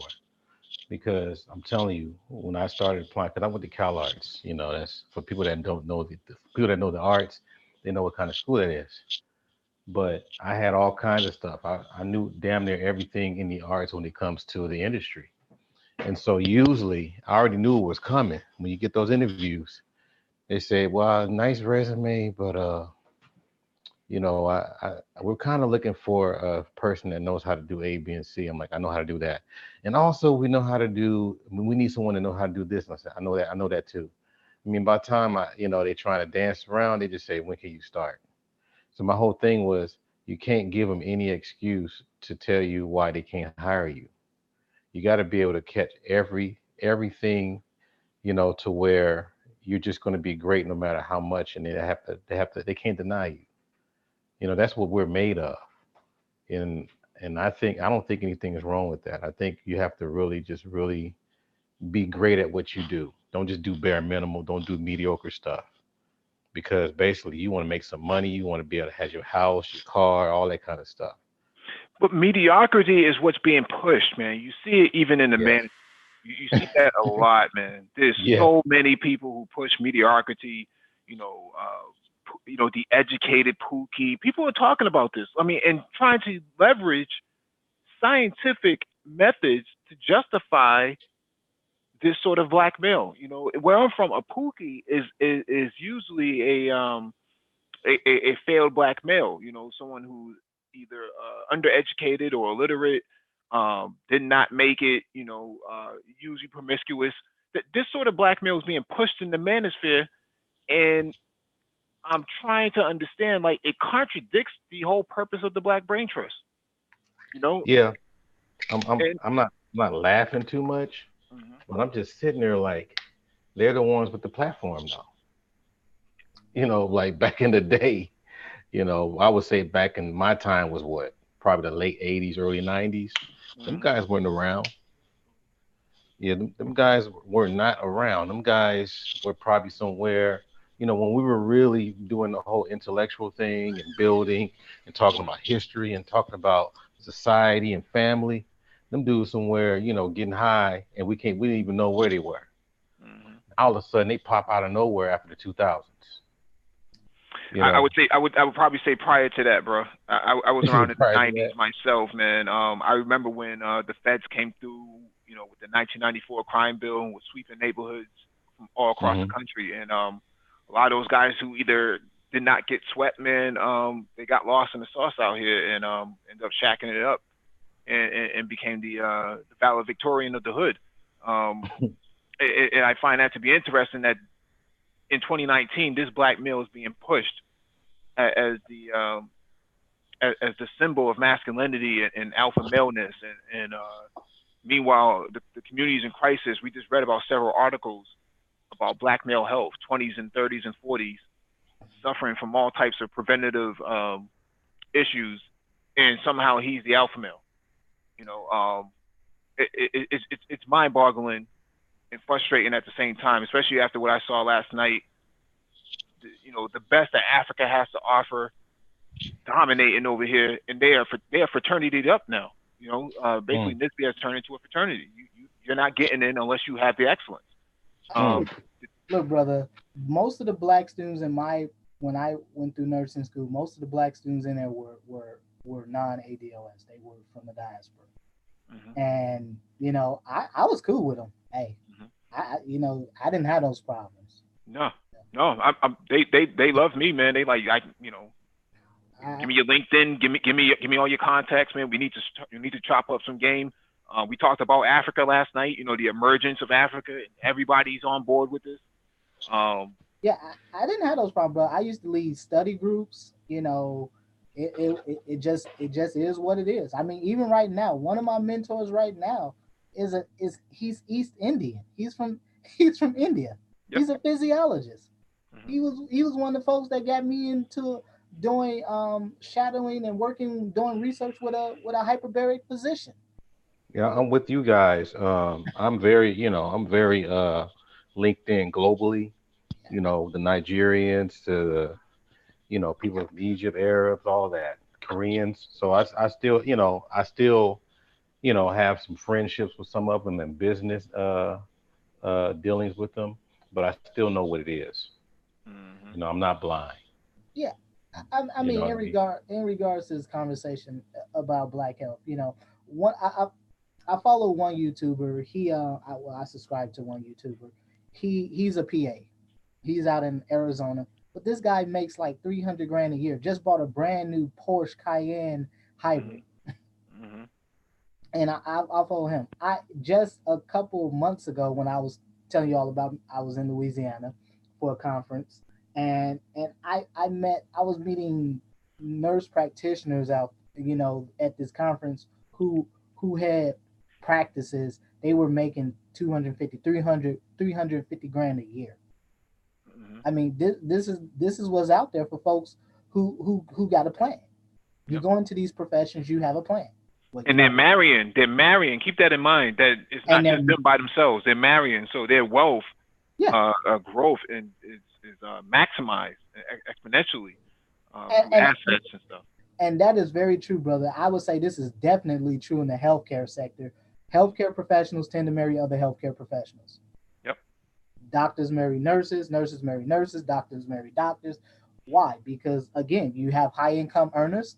They're able to pull that money together as a business, as a couple, and they're able to grow that into something. They're able to grow that into wealth. In fact, the one physician that I still rotate at this clinic to this day, his clinic is a wound care clinic, but it's him and a interventional radiologist. They both started this clinic, but he has his family. His wife is a nurse practitioner. His son is one of the medical. They trained his son to be a medical assistant. So the four of them all run his clinic, and all the staff that they hired, the nurses, the nurse practitioners, the two PAs. Well, these are folks that they've had friendships with over decades of working. Mm-hmm. So everyone that's there, I'm the only black man in this clinic, but everyone that's there, they all known each other for years, for decades, That's and it's a how it is. family affair. Yeah, that's how it is in the tech community. In the IT community, IT professionals marry other IT professionals. That's just the way it is. A lot of Soledad O'Brien had a video up some years ago talking about this. Black men who marry within their tax bracket and their educational bracket. So black men who have bachelor's and master's degrees are basically marrying other women who have that, whether they're black or not. So this concept of the educated lame, he's just this timid person who can't find anybody. I find that to be highly dubious. These are the guys who are being shunned. When we're not promoting excellence, in professionalism in our spaces of the manosphere and whatever you want to call it, whether it's 2.0 or 3.0. 3.0 is all about excellence and professionalism, but some people seem to have a problem with that. You can throw all the crossover dribbles up and memes you want, but at the end of the day, this is what we're talking about. We're not sitting around talking about who slept with who and anything like that, man. We're really trying to push these topics because these are things that are going to be highly impacting. I mean, we talked about 2053 agenda.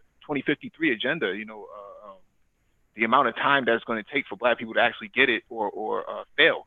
But based on the articles that we have read, whether it's preventative care or just housing issues, people being massively evicted and having cars repossessed, you may not make it to 2025, 2030. That's the reality. Unless you actually take heed to what we're talking about, and the only way you're gonna know what we're talking about is if you're subscribed to us. So thank you all for joining us, man. Please hit the like button if you have not already done so. Make sure that you hit that notification bell so you get all the updates from the Black Brain Trust, including those posted on the community tab. We did post one on the community tab this week. Probably missed out on that deal as well because it's expired now as of 9/24.